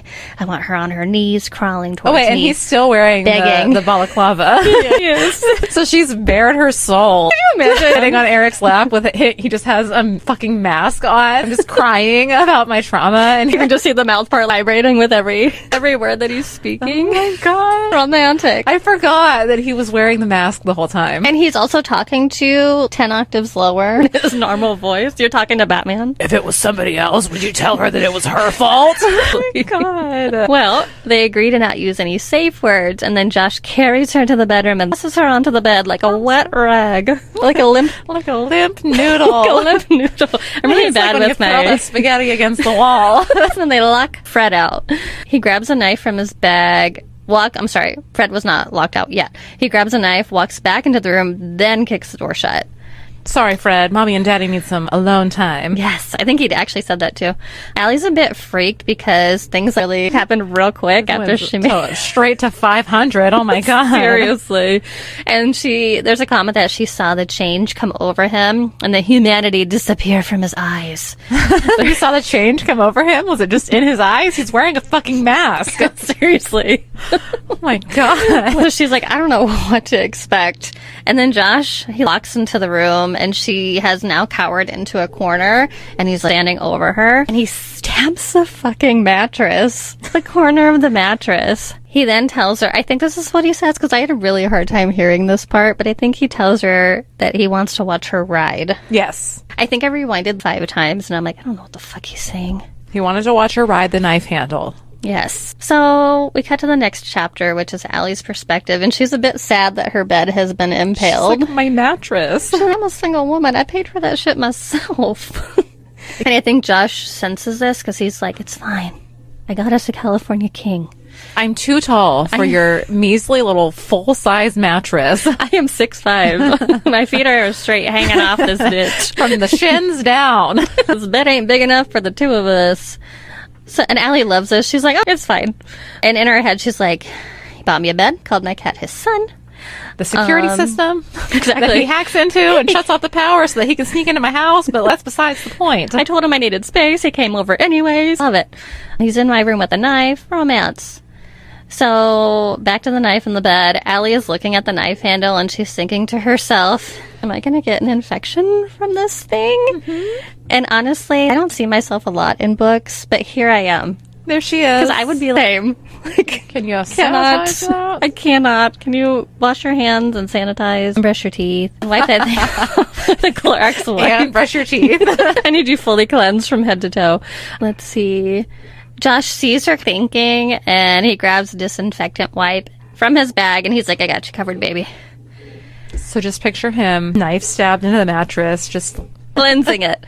Allie tells Josh that she wants to kiss him, but he stands her up and flips her around, puts a mask on her instead, and then throws some handcuffs on her. Josh then... No kissing. No kissy, Pretty Woman. Have you seen that movie?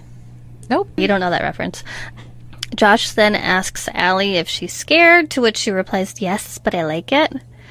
And then I'm not going to go into all the details. The dirty details. We'll save some for the imagination. The mystery.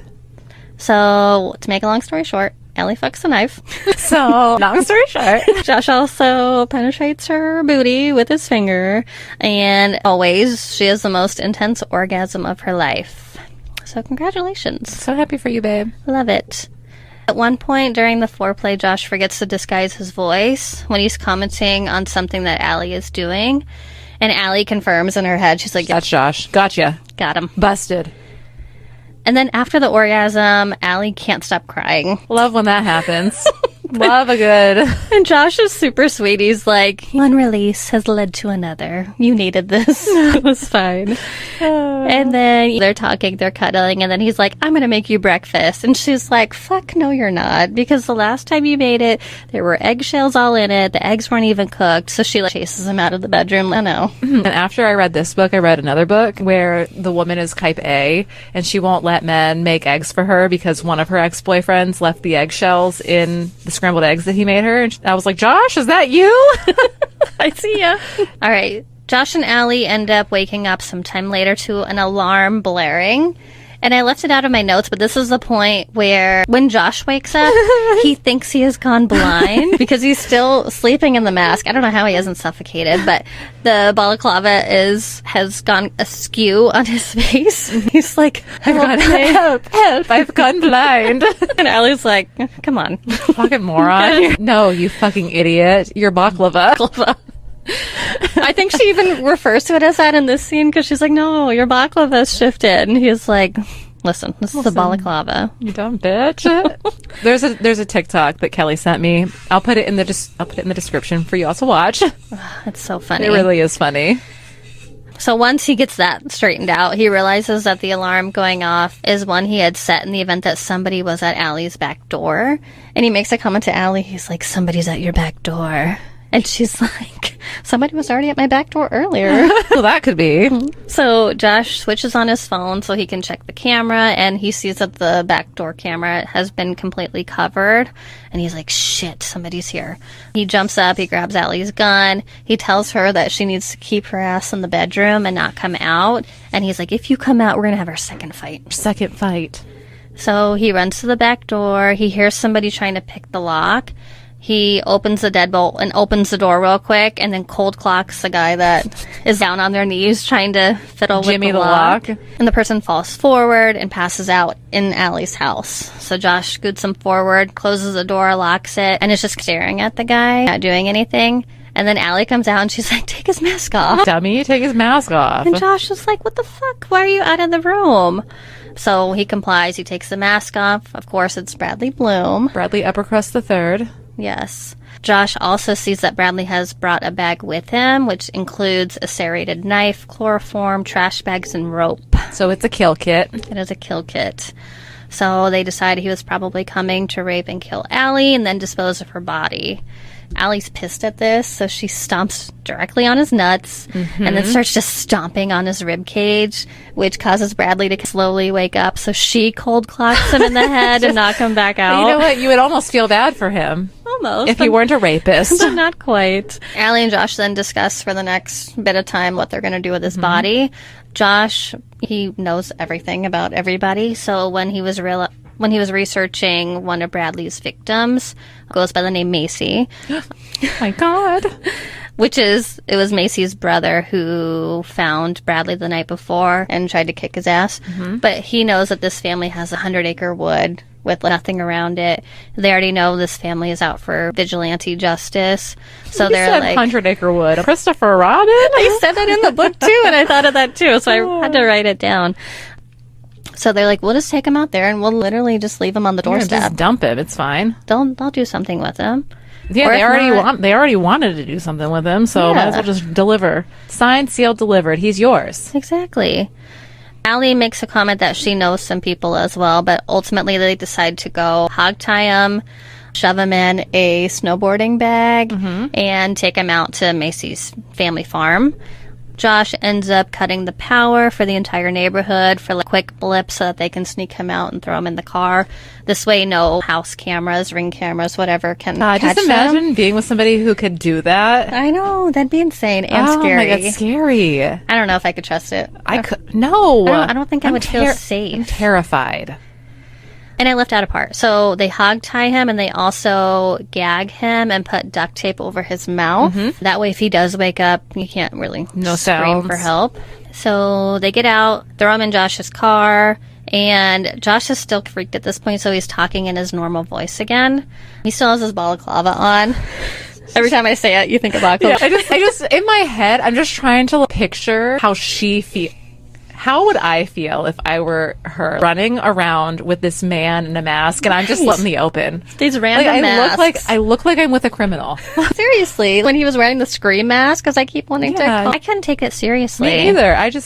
And for her, it's nothing. She's It's just fine. like, it's normal. Just a normal Tuesday. It's all good. And then at this point is when Josh starts telling her, as they're driving, Josh starts telling her about what he found out about Bradley and this Macy girl. And this is why I think they're in Chicago, because Macy was in Chicago for her friend's bachelorette party.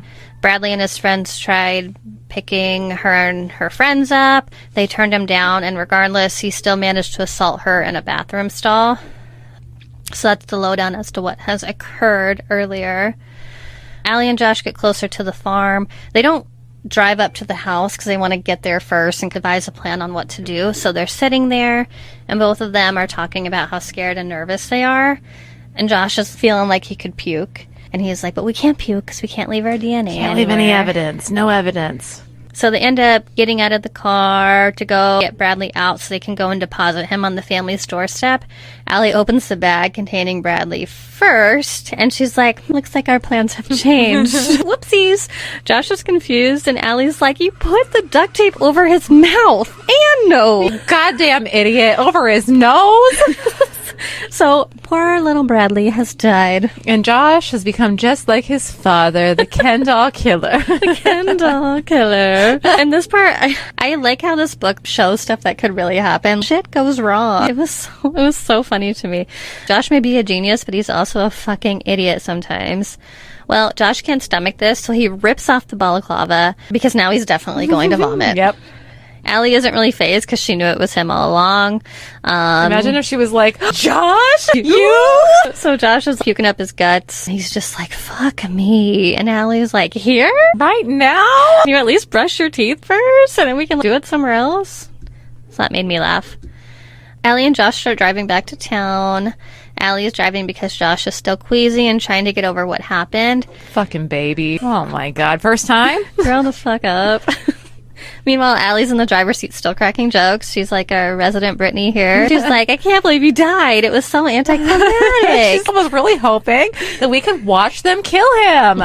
Seriously. She really wanted something more drama-filled. She's also like, I could just pull over and stab him a few times just to get some of this aggression out. She's like, I'm keyed up. Nowhere for this energy to go. And then we actually start to realize why Josh is queasy. It's not because of him accidentally killing Bradley. It's the fact that he does not feel one bit of remorse for what has happened. Poor baby. And that has him pretty fucked up in the head. Allie reassures him that this is a natural feeling. Society puts a lot of pressure on death, and yes, it can be terrible, but Bradley was not a good person. She adds that he needs to think about how many people they might have saved by accidentally killing him. Also, Bradley plays stupid games, wins stupid prizes. You tried to break into a woman's house. Seriously. And you had a ton of stuff to potentially kill her, so you want to fuck around, you get to find out. That's right. That's right. Or your family gets to find out for you because you can't feel anything. You're gone. You're gone. You're dead.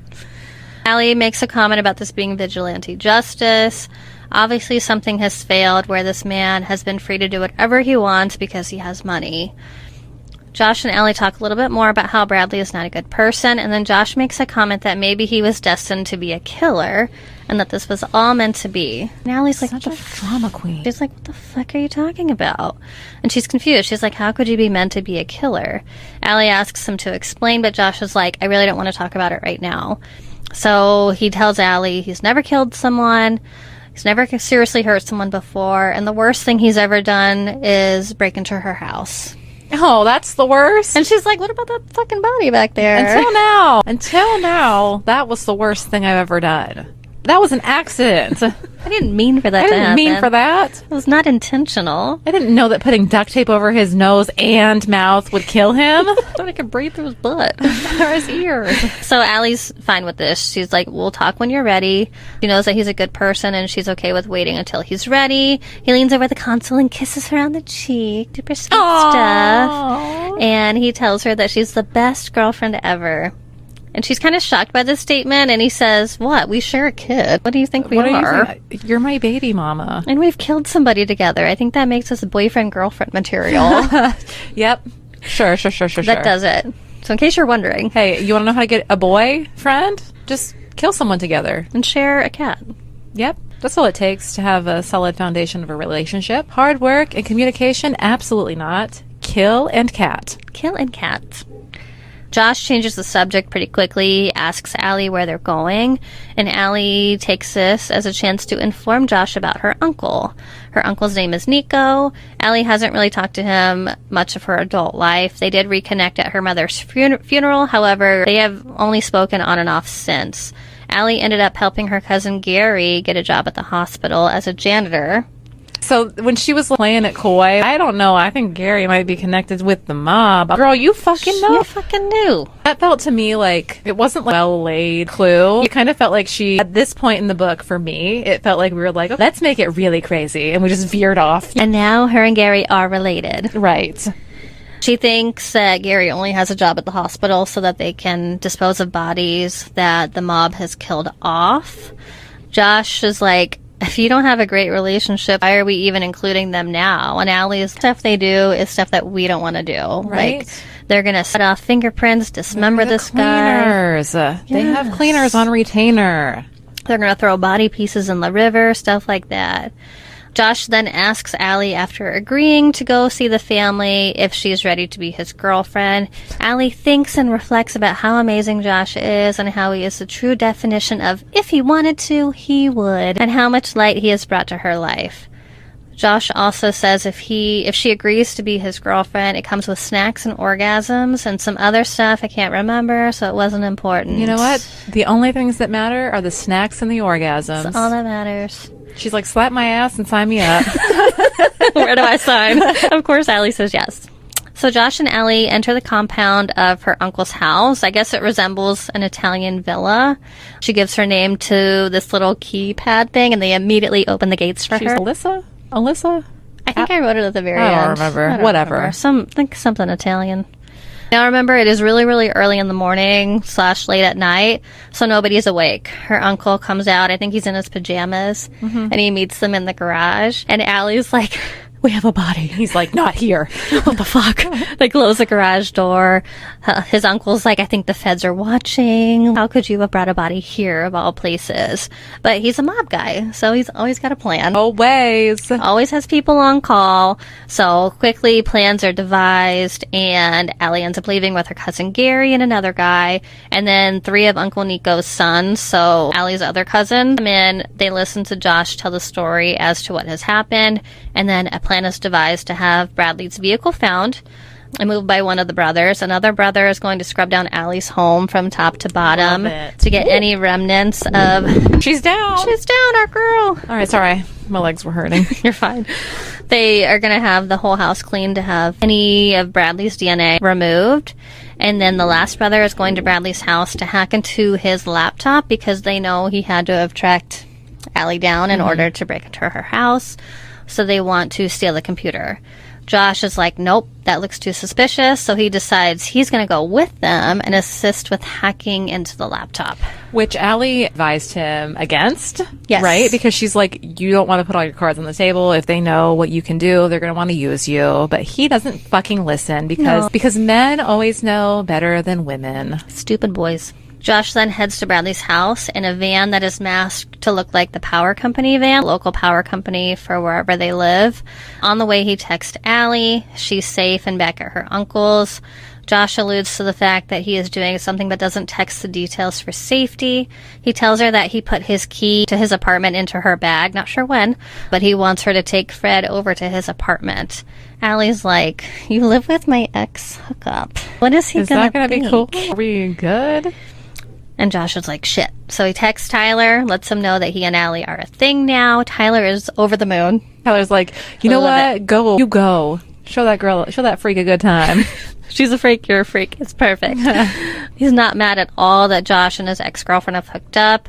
And then Josh is like, all right, Allie's going to come over. Her house is being fumigated. Tyler's not excited to see Fred because Fred can't fucking stand him. He's like, that bastard can't stand me. But he's still okay with it. As Josh is texting, they're traveling in the van. The driver ends up slamming on his brakes because he has noticed cops outside of Bradley Bloom's house. Not suspicious at all. Not suspicious at all. So the guys that are in the van with Josh, they instantly suspect that something has gone wrong, and they want to blame Josh. So they're like, tell us the full story. Because they figure that he slipped up somewhere, and it's going to be an end for them in their mob ways. So we then cut to Allie's perspective, and she's been at a body shop having Josh's car cleaned over and over and over again. She has Fred and her stuff, so after the body shop, she's going to go to Josh's house. On the way there, she's still kind of freaked out. A cop car goes by, and she's like, they're on to me. But it's fine. When you're speeding and a cop goes past, and you're like, fuck, damn it. Yes, all the time.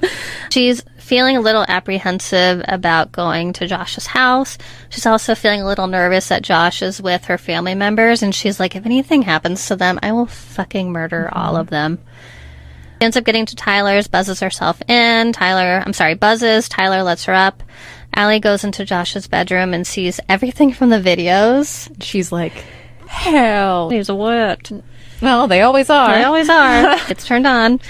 And what do you know what? Tyler comes knocking on the door, asking if she wants coffee. And she's like, I'm busy. Gotta tittle my bits. But Allie, actually, she has to go down to her car, get some more stuff. As she goes down to the car, she gets a call from Fawn from the blood lab. And Fawn tells her what she's... Her name is Vern. Vern. Well, now she's Fawn. Per my notes, her name is Fawn. Per my voice to text. I don't know how I got Fawn. I knew it was something... I knew it was something like... gardenish, ambient, something you would find in the woods. Flora, fauna. I'm sorry, Vern. She tells Allie that the blood does not have a match to any crime scenes, but she's also gone a step further and has worked the blood and has found a relative of Josh's in the system. In the system. As we say. In the crime world that Kelly and I are so familiar with. Smut. Allie is like, oh shit, I should be sitting down for what she's about to tell me. And Vern goes on to tell her that there's a 50% match with the Faceless Man's DNA and the Ken doll killer. So Allie learns that Josh's dad is a serial killer. She knows who this is, but she doesn't know everything about him because she's really not.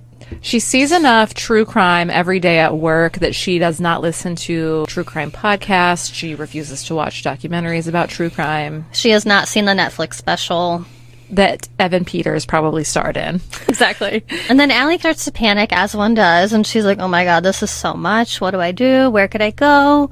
I gotta get... This man just killed somebody in my presence and is trying to play it off. Now he's about to spiral and be just like his fucking dad. The more she thinks about it, though, Josh was so concerned, I said Joshua, was so concerned earlier when he made a comment about being destined to be a serial killer, and he looked so sick with the thought of this. He literally vomited. She's like, you know what? I think it's fine. It's safe. I think he's safe. He would never. Not my boyfriend, Josh. I love him, even though I just saw his face for the first time last night. Just kidding. At this, she finally decides, she's like, you know what? Josh has known Tyler his entire life. I'm going to go pick Tyler's brain. She's like, hey, Tyler, about that cup of coffee. Exactly. Let me get some. So she goes out to have coffee with Tyler. They're in the kitchen, and Allie's really not quite sure how to bring it up. So what does she do? She just rips the Band-Aid off. Hey, you know what? When in doubt, just go straight for the jugular. She's like, so Tyler, is Josh's dad a serial killer? Tyler's caught off guard, and he's like, no. So Tyler begins to explain everything that has happened, I guess. I didn't write it in my notes here, but I know that the Ken doll killer would specifically... I can't speak English anymore. He would specifically lure young women, prostitutes, people that wouldn't really be missed quite as much as your everyday person. I don't know. What do they call college girls? Co-eds, I guess. I don't recall how he got caught. I may have it later in here, but essentially what she has heard about him is true. Josh, growing up, after his dad was caught, ended up going to a psychologist, and the psychologist had this hypothesis that if you are a descendant of a serial killer, you are destined to be one as well. You're going to have the same urges, and this psychologist convinced Josh that he was going to be an awful person. He also forced Josh and other children of serial killers to go on antipsychotic medication, which was not needed by any of them.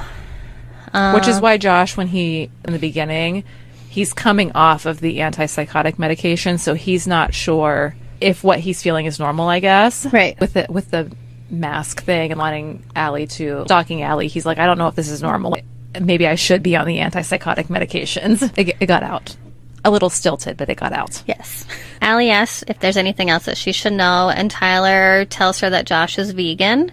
And I think this is the part where the accidental cannibalism comes in from the tent warning. Forced accidental cannibalism. No control. So when Josh's dad was trying to get rid of a body, he mixed human remains in with ground beef and made burgers. For the entire neighborhood. Yes. And poor Joshy Poo ate one. And that's why you don't eat at potlucks.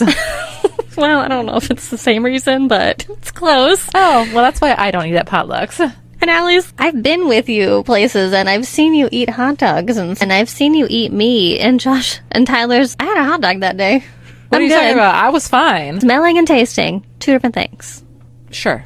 Josh finally gets home at the tail end of this conversation. Allie runs to him, and he lifts her up into his arms. It's very already dancing ass. Her above his head, spins it around. He's like, nobody puts baby in the corner. Yes, exactly that.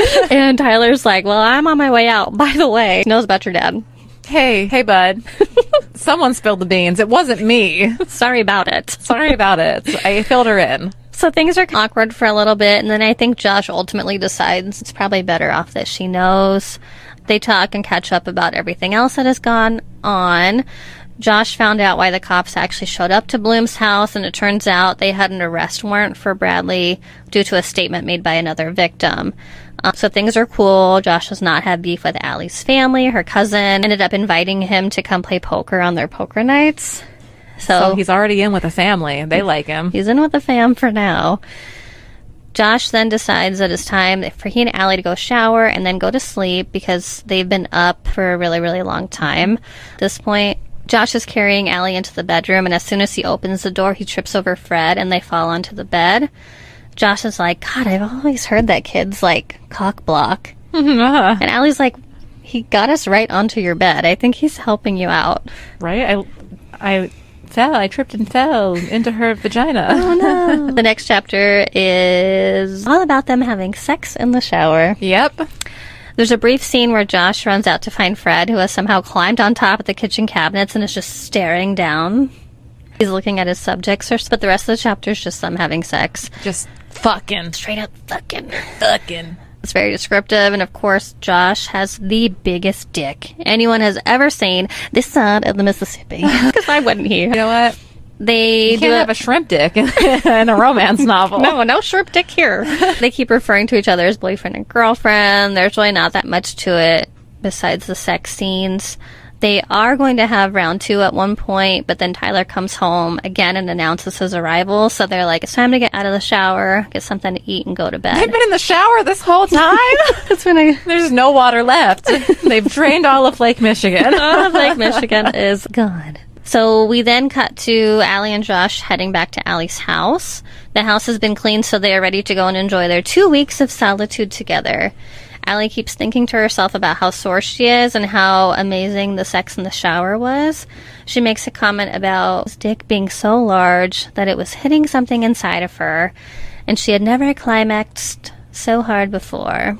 Wrong tense there. Yes, also had another instance where they both came at the same time while looking into each other's eyes. Wow. And it brought a whole new level of closeness to them. They're already in love. They've been boyfriend and girlfriend for one day. On this car ride, Allie can't stop staring at Josh and just thinking about how handsome she is. She makes a comment that if he was a serial killer, he would easily be able to lure people into his van, no questions asked, because of how hot he is. They have Fred in the car as well. Fred's yelling because he has to pee. Josh makes a joke that if he can hold it until they get home, Daddy will buy him a new toy. Allie uses this to ask what she'll get if she's a good girl, and Josh starts getting an erection. Nothing like a car erection. And Allie goes to undo his jeans because, of course, his cock is so large it's been redirected down a pant leg. Come on. Good leg. What you got there? But Josh stops her because they are now close to Allie's house, and they see that somebody is already parked in her driveway. Who could it be? Who could it be? Allie and Josh realize it is cousin Junior, and they decide that they're gonna... Is that wrong? I just am like, fucking I thought Junior. She was like, God, fucking wrong. Listen, I didn't even take any notes. It's all you. You could tell me anything, and I'd be like, yeah, it was. They decide they're going to get out and check to see if the hood's warm, because that will show them that they're probably being tracked, and that the car ended up getting there after they saw that they were on their way to the house. Allie enters her house. She smells a lot of bleach, and she remarks on how clean her floors are. I need them to come to my house. Me too. Right now. She thinks it's a bit of an overkill because Bradley's body really wasn't that far into the house, but whatever. A free cleaning?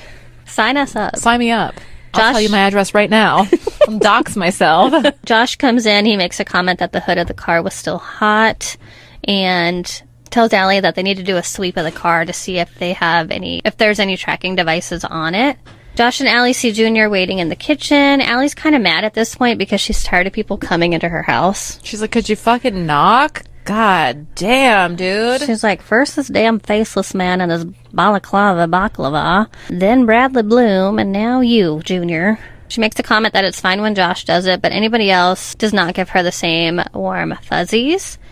Allie tries to go at him too because when Josh was with Junior in the van, Junior had pulled a gun on Josh when they saw the cops at Bradley's house, so she's pissed about that and wants to cause harm. So Josh wraps his arms around her and holds her still and tells her he will let her go so that she can attack Junior, but what kind of example would he be setting for his son? And Allie's like, I'm going to teach my kids not to take shit from anybody. Hey, even family. Let me tell you something. Before I left for Navy boot camp, my grandma, who I lived with, was like, come here, let me tell you something. And I was like, Grammy, what's up? And she was like, this is a lesson that you will carry with you in life. And it is, don't take no shit from no one. Oh, I love that. I said, I won't take any shit from anyone. And sometimes, well, when I was on Facebook, she would just randomly post it on my wall. Really? And then she would randomly text me and be like, don't take no shit from no one. And when I first met Brittany, she was in my office space, this big open area, and giving somebody the business. She's going to be my friend. Listen, line up. Who's next? Every day. I don't care. No, I just knew. I knew in that moment. Yep. Get you a fire sign. Yes. If you're a water sign like me, Get you a fire sign. you need one of these. I have one as a child, too. And that's why Claire and I are besties. Macy, too. Oh my Aren't they God! both? Yes, both Aries of your, and- both of your girls. It's exhausting until Okay, it's you have your Earth sign to keep you grounded. my Virgo. Your Virgo Man. I also have a Virgo man. We love it. Junior finally explains why he's there. He claims that they need Josh to break into Bradley's computer. Allie doesn't want this to happen because the computer is still in Bradley's house, so it still doesn't feel quite safe to go there. Josh is like, listen, I gotta go. I gotta scrub that computer. I know Bradley was searching for you. If the cops find his laptop, they could possibly track it back to your house, and we could be Fucked. caught, found out. So Josh wants to protect them. Junior says he does not want Allie there, and Allie's like, fuck no. I'm going. We are partners. We are a team. He's my boyfriend. Where he goes, I go. So, yeah, exactly that. They finally agree to let Allie come, but she must stay in the van. She cannot go into Bradley's home. They have another team that is made up of more stealthy men, different from the guys the other day, the family members. So they talk about the plan. Where did I go? Oh, Junior tells them that they ended up finding Bradley's car. It was parked a few streets over in between two lights. So they don't think anyone may have seen the footage of Bradley parking and getting out. They do decide that they're going to break the car down and sell it for parts. Junior also tells her that the payment for all of this happening, for them taking care of the body, taking care of the computer, all that fun stuff, all she has to do is come over for family dinner once a month. That's it? And then Allie makes a comment that I don't know because I never watched Gilmore Girls. Did you? No. She makes a comment. She asks her cousin Junior if she's being Gilmored. So I guess that might be a term from the show. Could somebody please explain it to us in the comments? Yeah, because I have no idea. We don't know. I've tried watching that show a few times, and it's one of those I could never really I feel like I wouldn't like it. get into. I just feel like I wouldn't like it. No? I know myself. I love both those characters, or both of those actors, but I don't know. Let's see. So even though it's a new team being used, breaking into Bradley's house, they're still going to be in disguise at the power company. It's 1 o'clock currently, 1 o'clock p.m., but Junior tells them they have to get ready to go because they're going to make it look like Bradley's house is the last stop of the day for the power company. Mm-hmm. Allie's disappointed. She wants to have kinky sex with her boyfriend, and now it has to wait. God, I'm just trying to get it on, dog. Girl, you're sore. Give it a break. She doesn't want to. She wants to be sorer. Yes, she does. She does. She actually makes a comment about that, too. She wants to... She says it's nice when it's sore. I don't know. She is a little sad and nervous about what the night will bring, but whatever she and Josh go through together will work out in the end. All right, so here we come to my unedited notes. This will be a fun ride. I Can't wait to hear about his stick. I wanted you to read something, too, and I don't remember what part it was. You should have highlighted it. I know. It's okay. It's okay. Next time. All right, so in this chapter, there's a crap ton of stuff that happens. We're going to try and narrow it down to what's necessary for you. So that there's still some illusion of mystery so you can read the book. Yes, even though we have a lot more notes here to go through. So Josh and Allie travel in the van to Bradley's house. There's a group of guys with them. They're described as being very stoic and closed off. Josh is a funny guy, and he keeps trying to attempt to make them laugh. Josh is like me. I can't be serious ever. Somebody needs to laugh at me at all times. But I don't think he's ever successful. These men are very stealthy, and they're described as giving Josh and Allie... I'm sorry. They then give Josh and Allie headsets. That way they can all work as a cohesive unit, and they can all know what's going on at all times. They have the the red flashlights, all kinds of tactical gear. And Josh is like, I'm stealing this. I'm stealing that. That's going to be mine, and that's going to be mine. You're coming home with me. The men all get out of the van and make their way into the home very stealthily, get into Bradley's mansion. And as soon as they're in, Josh is like, I smell dead bodies. Do you smell that? It smells like shit.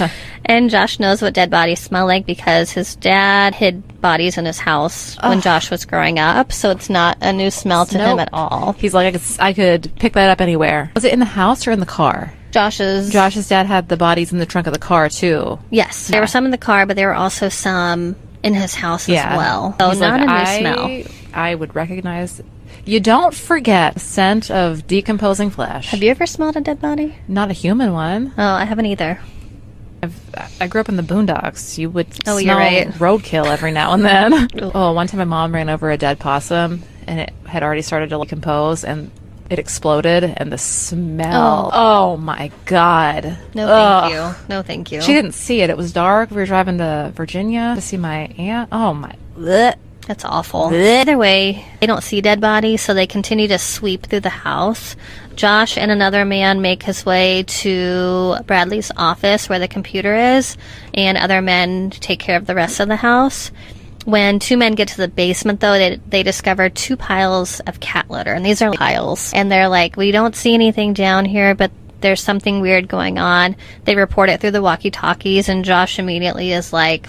Dead bodies. Bodies. Got him. That cat litter, I'm trying to say 2 words at once. The cat litter is covering the dead bodies, and it's absorbing the decomposition matter, and is used to mask the smell. He's like, I know a thing or two. My daddy taught me. Pa.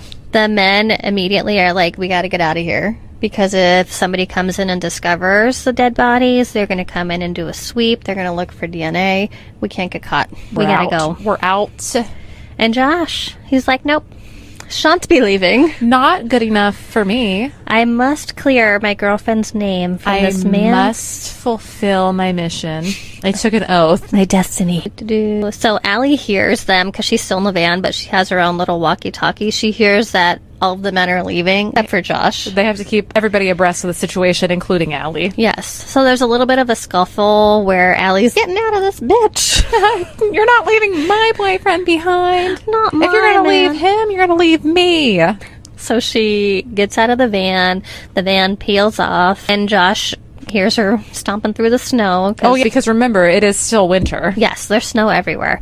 And she's asking Josh what he's doing, and he's like, I gotta get your information off of this laptop. So, sorry, I skimmed a bunch. You're skimming, it's okay. Josh continues. So Josh is like, keep your ass outside.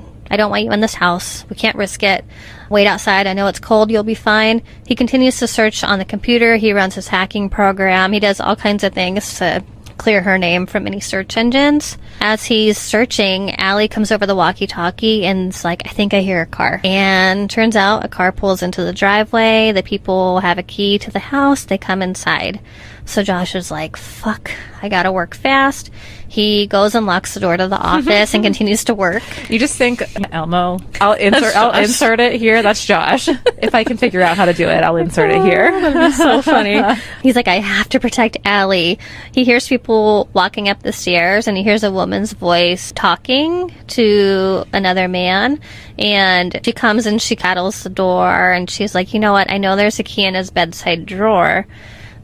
Josh has this program running on his computer, and I think it has countdown, so he knows that he has to sit this through for just a few more minutes. He can't let these people into the bedroom. He's convinced that the 2 people are Bradley's mom and dad. I think there's a few things that they say that make it sound like they could be his parents. Also, when they came in, they made a comment about how bad it smelled, but they don't know it's dead bodies. So he was like, maybe they have no idea. They don't know what their son's been up to. What Bradley was doing. They're just like, oh, the people he pays to clean need to do a better job. It smells like shit in here. Yes, exactly. They forgot to take the trash out is what they say. So they bring the key. They try to stuff it in the lock. Well, Josh runs over and holds the little lock thingy in place so that they think they have the wrong key. They both take turns, and he's literally pointer finger and thumb. Just shaking.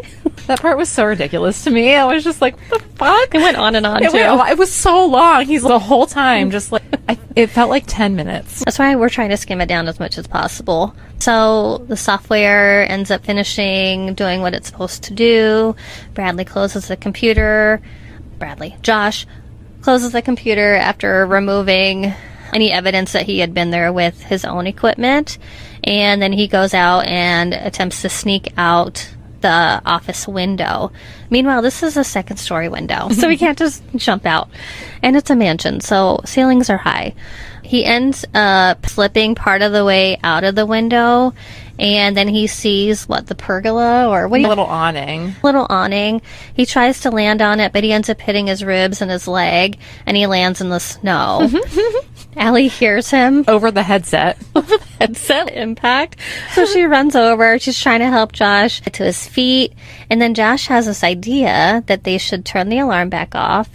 That I left out a part. I don't know if it said this part in the beginning, but the people that were with Josh, the little SWAT team looking men, they ended up somehow turning off the alarm to Bradley's house.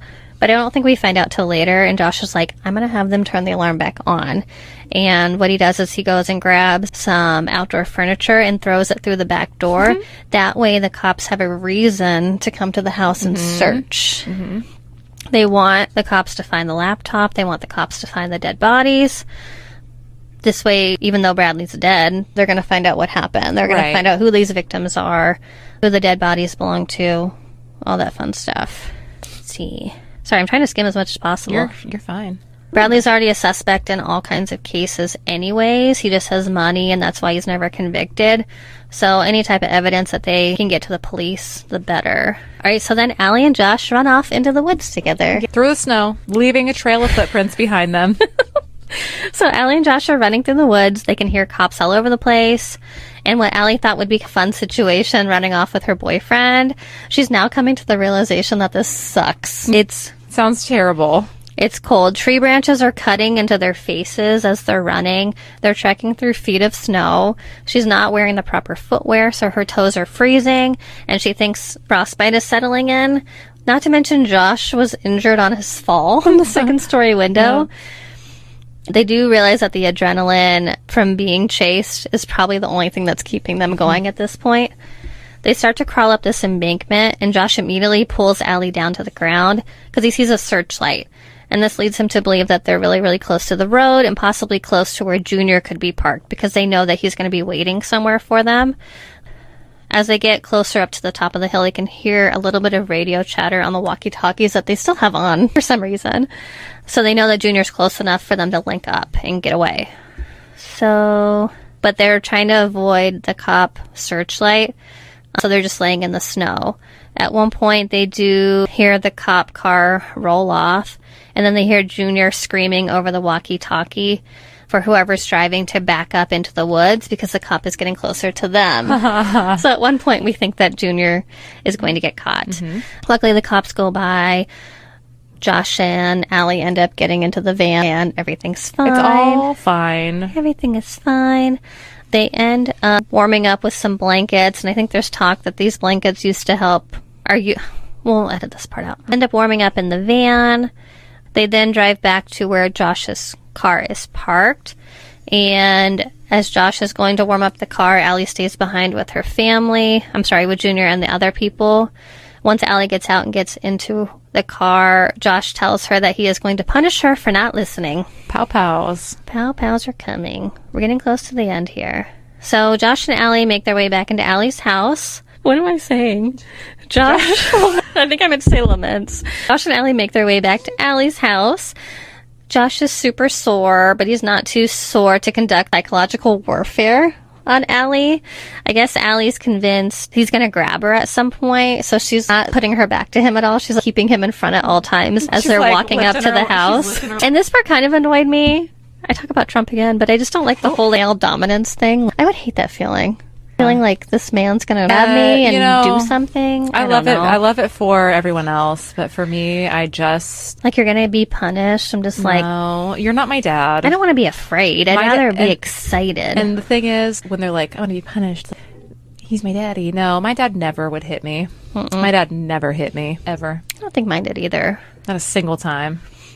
There's one part where Josh opens the door really quick, and Allie steps aside and pauses, and then she little tensely scooches into the house, thinking he's going to do something to her backside. I don't know. It just makes me not feel really trusting of a person. I feel a little heebie-jeebie.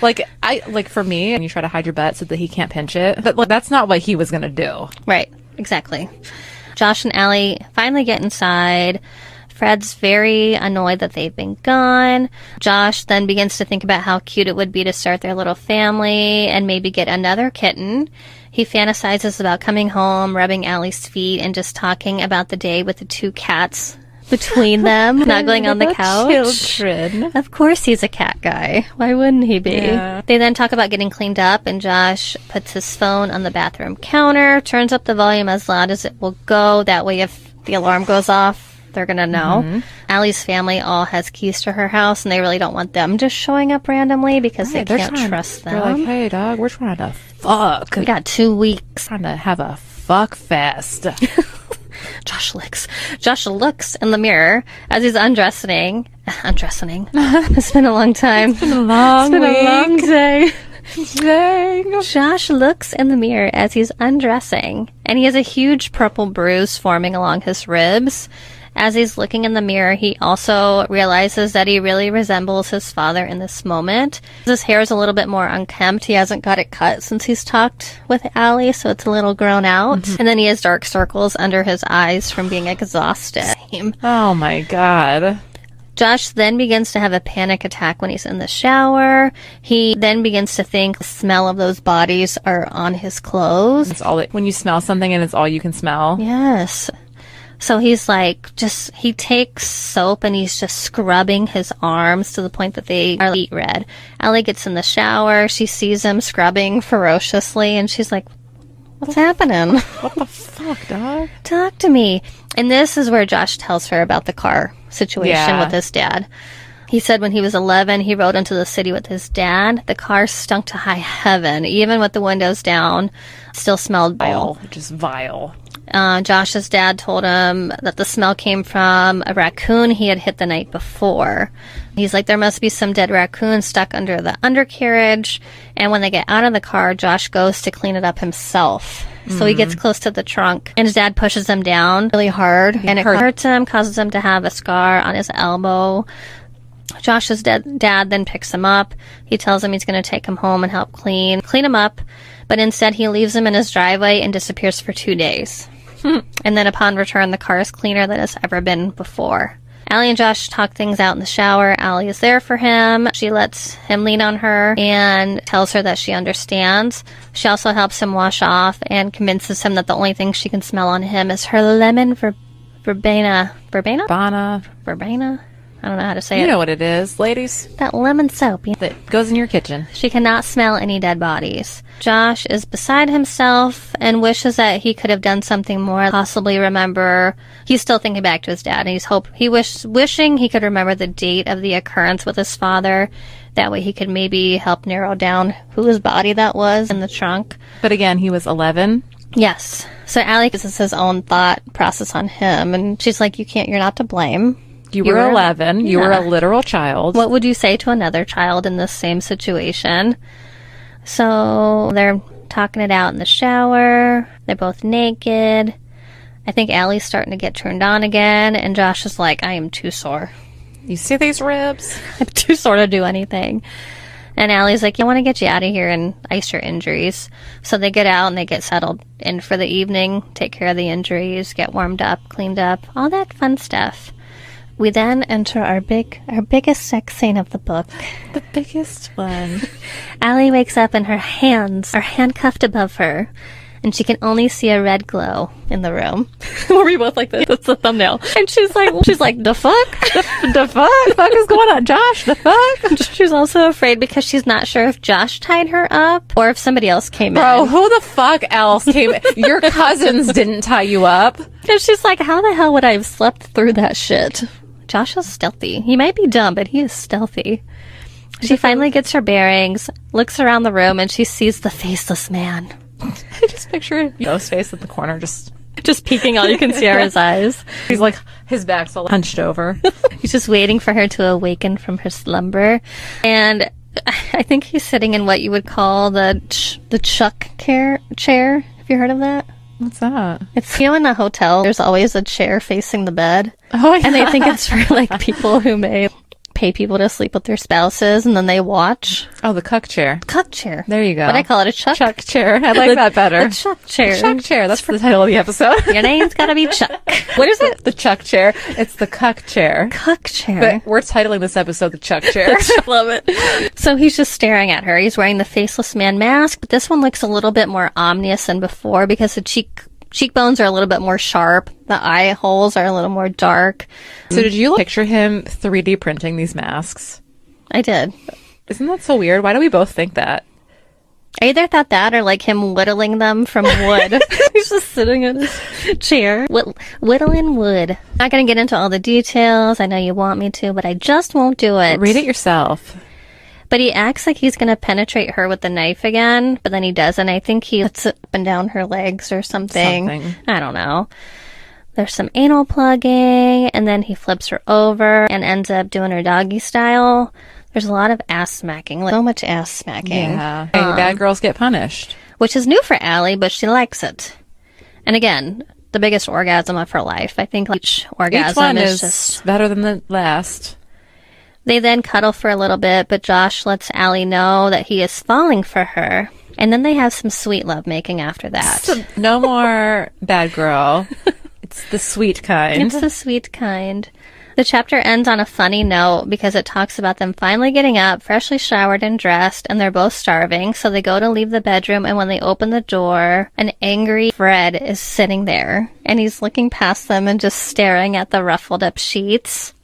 And Allie and Josh high five over the fact that they've scarred their child. As one does. Alright, so this chapter, I think it's like the last chapter before the prologue.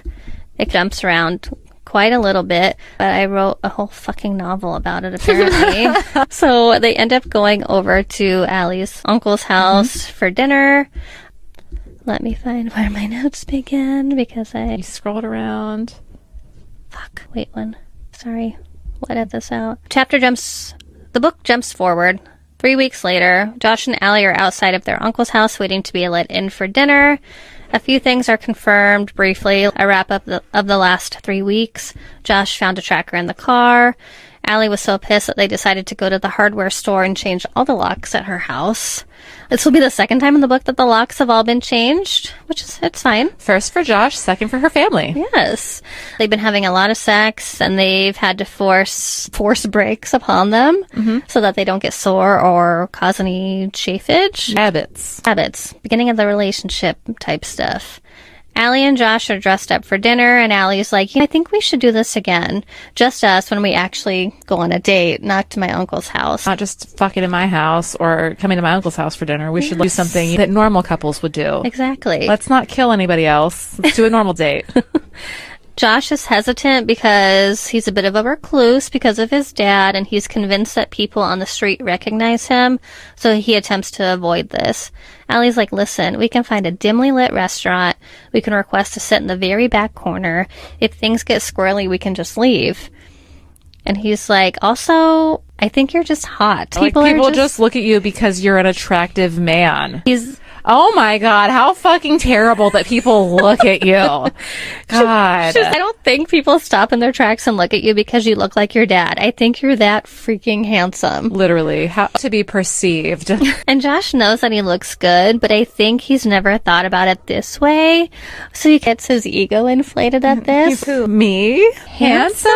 Allie and Josh ring the doorbell. The uncle comes out and embraces, much to Allie's dismay. Her Aunt Moira, who we have not heard anything about until this moment, comes out, and she makes this comment about it being colder than a nun's twat outside, and to get inside.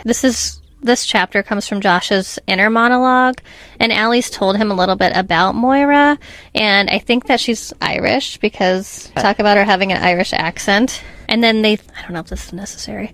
So there's a brief exchange as the couples are meeting in the foyer because all of Allie's cousins are there and their significant others or spouses. Moira is praising Allie about Josh and how handsome he is and that she's done well. And Nico counters, and he's like, well, he's all right. He's like, hey, bitch, I'm right here. What about me? And then Allie and Josh end up passing, and Moira's like, fuck, my notes are all over the place for this chapter. I'm so sorry. I remember she said something funny about how she wants Nico to give her compliments, and he doesn't. But then she also calls him out because when Nico's not super comfortable with Josh, she's like, just because he makes you feel funny in your tummy doesn't mean you should say things like that, because he referred to Josh as a kid. She's like, he's not a fucking kid. She's like, just because you want to fuck him doesn't mean that you have to talk to him like that. Right. This confirms it with Allie and Josh that Nico doesn't 100% trust Josh. And, as I was recording this, I literally just passed the truck as I was recording this. It has a big boy statue, a unicorn with wings, a Pegasus, and a purple train and a bunch of trailers. A bunch of dinosaurs. Dinosaurs on the trailer. Random. I'm just going to skim some of this. We can edit this out. Of course. So Allie and Josh make their way into the dining area. Uncle Nico has a really nice place. There's beautiful chandeliers. It's pristine, white couches, a super nice spread for dinner. Mob money. Mob money. You've seen it on TV. All of her cousins and their significant others are there, so it's quite the family affair. Allie immediately asks what is going on with the investigation, and they're like, no, we gotta eat. First we eat, then we conduct business. Yes, we gotta eat, we gotta get drunk. And Aunt Moira says that business talk always goes better when family is a little tipsy and full. Hell yeah. At one point during the dinner, Josh has this inner monologue going again, and he's talking about how although this is Allie's family that he's with, how it's nice that they're having dinner, it's still forced. Oh, yeah. They still were forced to come here. Although Aunt Moira is being super nice and charming, she's also part of this mob family, so she can't be trusted either. I got it. She can't be trusted either because she is a part of the mob family. I have talked way too much. Not used to this. I'm not. Actually, I am. I feel like I talk all day long at work because nobody leaves me the fuck alone. And my job is literally talking. Well, so Josh is like, I think he's starting to realize this is not really a great family. Mm-hmm. This nice house was bought off of blood money. If they don't like somebody, or if somebody somehow indirectly is involved, they could end up dead. You're done. So this makes him wonder what happened in Nico's life that led him to shift to this life of crime. Allie had told him that he had a pretty pleasant upbringing and that somehow he fell into the wrong crowd. But Josh is still just like, how many people have died for this family? You see, he can't be equated to his father because he has some remorse and some guilt. He feels a little empathy for people. He doesn't want to be engrossed in this. He doesn't want to be brought into this. So. Right. Exactly. After dinner, Nico, and I think Junior, and Allie and Josh go to Nico's office, and he explains what's happened. Mm-hmm. So he tells Josh and Allie that they didn't find any trace of them in Bradley's home. The van that they had used might have been cited by the neighbors, but it was easily dismissed. They just made it look like the power company was making a service call. Any footsteps in the snow were swept away by the men who were working in the van. And it just so happens that Josh ended up wearing the same size boot that Bradley normally wears. So the footprints that he and Allie left running out the back door made it look like Bradley was fleeing. Yep. With an accomplice. Clever. And Allie also has big feet, so reports show that Bradley and another man may have been working together. Brad's phone has been found, but there wasn't much searching for Allie on the phone itself. They did find Allie's nurse friend, who was more of Bradley's description. More searches were done for her. Right, his specific type of woman he would go for. Exactly. They have found out that the police are going to investigate disappearing sex workers because there are reports that 20 or so are missing at this time. The cops weren't worried about it until now, that there's the chance of a possible serial killer. So they're opening old cases and missing persons reports are being analyzed. At this point, Josh knows that Nico knows about him and his father's past because when Nico was explaining about cops not caring, he raises an eyebrow at Josh and tells him that he should know better than anyone that cops don't care about missing sex workers. This is when Allie becomes that bitch because she looks over at Nico and tells him, that's the last reference like that you will make. Or I'll kill you. Or else. I won't come here anymore. If you're going to talk about my man like that, I just won't come. We're done. Allie's cousin's a little bit confused as to what is going on, which leads Josh and Allie to believe that only Uncle Nico knows. And then Nico quickly does something to show that he agrees with Allie and that this is the last she'll hear about it. Bradley has been all over the news after his house was raided because of the security alarm being set off. They did find 2 bodies in the basement, and the news is reporting on him being a serial killer and a serial rapist. They don't know for sure if he's a serial killer, though, because you have to have at least 3 victims, and they've only found the 2 bodies at this point. The family found somebody that looked similar to Brad and had him take out money from Brad's account from an ATM near the Canadian border. So everyone still thinks that Bradley is alive and at large. At this point, Josh is convinced he and Allie are going to get away with what they did. When Bradley went to Allie's house, the GPS had been deactivated in his car, so nothing can be tracked. Also, the car was broken down and sold for parts. Plus, they also think that Bradley's still alive. The cops think that he's alive. Allie continues to pepper her uncle with questions for the next hour, and then finally she's satisfied. And she's like, we're good. She's like, now we can go home.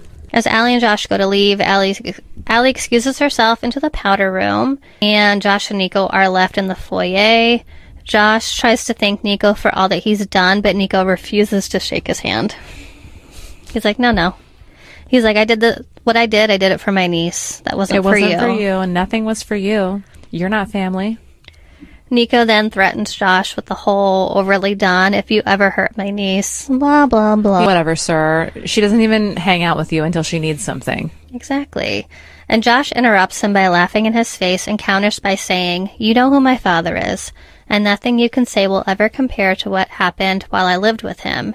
He also takes out his phone and tells Nico that he recorded the entire conversation from the office and has already sent a copy of the recording to another device at his house. So if anything happens, he has evidence as to everything that has happened. He tells Nico, do not ever threaten me again, and do not bother calling in any other favors. We're done. Josh is telling Nico he owns him now. He also shows him with a few buttons on his phone that he already has control over everything in Uncle Nico's house, including the alarm system, because he'll just it on and off while they're standing there. Josh was like, you mess with a bull, you get the fucking horns, dog. Watch the fuck out. Josh tells Nico, I'm going to give you one more chance to thank me for everything that I'm sorry. Josh tells Nico, I'm going to give you one more chance to let me thank you for everything that you've done for me. And Nico takes a little bit to think this over in his head, but then he ultimately shakes Josh's hand. And Allie walks out at this point, and she's like, what's going on? She's like, oh, they love each other. She senses something is going on at this point. Josh lies and says that Nico was just teasing him. He also says he can't wait for dinner again next month, and Nico looks a little queasy at this point. He's like, fuck, dude, I don't want this. Psycho in my house. When Allie and Josh get in the car, she admits that she knows Josh threatened him. She's like, I know you. Josh finally lets up that he did. Allie thinks he's insane. Her uncle's in the mob, and she's worried that he could easily ruin Josh if he wanted to. And Josh tells her, essentially, I already know everything about this. I recorded the entire conversation. I have the power to do anything to his house. Allie makes a joke about Josh being Elsa. No, she does? I don't remember that. They're leaving. I don't know what that's about. Sorry. Josh, as they're heading back to Allie's house, she tells Josh that she wants to rent an Airbnb and have him chase her through the woods and fuck her like an animal. Weird flex, but Josh then tells Allie if she would like to help him with one of his faceless man videos. I don't know what I'm trying to say here. Let me start that part over. Oh, all right. So as Allie and Josh are heading back to Allie's house, she lets him know that she wants them to rent an Airbnb. She wants him to chase her through the woods and fuck her like an animal. Normal, casual Tuesday. Normal stuff. Josh then asks Allie if she would like to star in one of his videos. I guess she's been helping record but hasn't really been in a video yet. I guess in another video he actually thanked her for something, which led to her getting 1,000 more followers. And Allie's like, I don't want these women coming for my throat. She's like, they already Or tried. finding me. They stood up to protect their mans earlier. I don't want this again. Allie realizes that she is living a lot of women's fantasy right now, and she will always be their enemy. Josh uses this time to pull Allie to him and tell her that he loves her. Allie's like, I know. Yeah, You've been saying it in your sleep the last few nights. You think you're so slick? You sleep talk. She also tells him that she loves him too, and that anything that happens, they will get through together. She also tells him that she has no ties to this city, so they can leave at any time. They can flee the country if they want. It's fine. Hell. Epilogue. Do you want to tell this one? It's going to be real short and sweet. That's fine. I do forget some of the things that happen, so you can fill in. The epilogue is them fulfilling Allie's fantasy. The Airbnb fantasy, where they're running through the woods, and she can hear him crashing around, but she's like, I'm ahead of him. I'm ahead of him. He does catch her. Yep. And, he does catch her, and they end up in the river, fight each other off. Yeah. And there is a little bit of a competition. I guess if he's able to grab her and penetrate her. Oh, yeah, in like an hour or so? Then she has to star in a video with him. I don't remember what she gets if she wins. I think she just doesn't have to star in a video. Correct us if we're wrong. Yeah, let us know. It's been a while since I read this book. But he ends up catching her. There's a bit of a squabble in the river, but he ends up penetrating her, which is like dubious consent, I think, in a way. Well, with the chasing and everything, it's like the hunt in the wallflower. Yes, it really is. Except for there's no $10,000 prize at the cabin. They then have really rough sex by the water. Allie still wants it to be a bit of a fight and is still like fighting him off. She's really into how primal things are. Yes. Yep. There's the primal play. She's convinced she wants it this way due to our ancestors needing to have sex like this in between battle and hunting for food. Sure. It chalks up to the caveman brain. They then begin to walk back to Airbnb. Allie becomes so overcome with emotion that she starts telling Josh that she wants to marry him. He's confused. And Allie's like, it's just my hormones. I had this orgasm. Sorry. I might have been ovulating. She gets up and starts to turn around, and then she finds Josh kneeling beside her, holding a ring. And then he tells her, Alyssa Capelucci, that's her name, will you marry me so I can spend the rest of my life chasing you? And Allie's like, I thought people got married so they could stop chasing someone. Not us, baby girl. But of course she says yes. They then go back to the Airbnb, and when they open the door, they see that toilet paper is everywhere. And they're like, somebody's been here. Turns out it's just the fucking cats. Yes. Cats. There's two now. Fred and... what's the other one's name? Do you have it in there? I don't know if I have the other cat's name. I almost want my voice to text recorded. Anyways, they go. It turns out the cats have been running around. The kitten is a little fireball. They see it running out of the bathroom with toilet paper in its mouth. They joke about this kitten being the most rambunctious problem child you could ever meet. It's probably a Scorpio. Yes. Allie makes jokes about these cats being their children, and Josh tries to butter her up at one point, and he's like, imagine me holding a toddler. Oh, God. Now imagine me holding a baby, and I'm shirtless. And then the book ends with them laughing and kissing happily. The recording does say, when this ended, it did say that bonus content can be found on the author's Patreon. So I guess the story kind of continues, and there's fan art. I think that she also releases books chapter by chapter. So if you're on her Patreon, I think that you can read books like Wattpad chapter by chapter. Wow. I think. Correct me if I'm wrong. Have you read any of her other books? No, I know that there's a new one coming out this year, right? Mm-hmm. Caught Up comes out this year, but I haven't read anything else from her. This one was fun. I said in my TikTok review that it's like beginner dark romance because it's not like crazy. It's not super dark. And they have personality, and the guy's not completely closed off and to having emotion. To her. He's obsessed with her. He's not wanting to induce harm at all, but not in a weird way where he has to beat the fuck out of her to get off. That's how some of the dark romances that I read go, where he's just a shithead, and I'm like, do you like her? Can you be nice to her? Seriously, what is wrong with you? Yeah. But I think for me, this is probably the closest to 5-star smut that I personally have read. I know the Butcher and Blackbird was like 4.75 for me. 4.5. this on the same level as Oh, this that? was a little lower for me, actually. Yeah. I really loved Butcher and Blackbird. I'm reading Scythe and Sparrow right now, and You think it's your best one yet? it's the best one. That's good. So what'd you give it? This one, probably 4.7. And I gave it 4. 4. 4 solid stars. I don't know. I think for me, the logic went out the window once we introduced the mob. It came out of nowhere. I just was like, I guess. And of course, the fucking mob had to be Italian. Did you get any more cliche? Right. That's all. I did enjoy the humor. I Sure, really yeah. liked how funny Josh was. I loved the narration by Jacob Morgan. Amazing job. Yes, he does really well. I think that I enjoyed the fact that both characters are so funny. Mm-hmm. I really did laugh a lot reading this. Yes. It was good. And the audiobook was amazing. 100%. Everybody who said to listen to the audiobook, you were right. Yes. Thank you. Yep. Is that it? That's it. That's all I got. That's all we got. Next time, we're going to do things a little differently. Let us know in the comments what book we should pick for the next Smut Clurb. Actually, the current Smut Clurb read is First Time Caller by B.K. Borison. Mm-hmm. But you can let us know in the comments what you think the next one should be. There is one funny comment, though. Oh, from the Smut Clurb. So you can, link is always down below. You can interact with the club on Fable. And so Kelly's looking to see what one of our members said. Is this her review? Yes. So, Jacqueline, if you're listening, We love you, girl. we love you, but your review is so funny. She says, beautiful book. I loved the plot and how the characters' personalities just went hand in hand.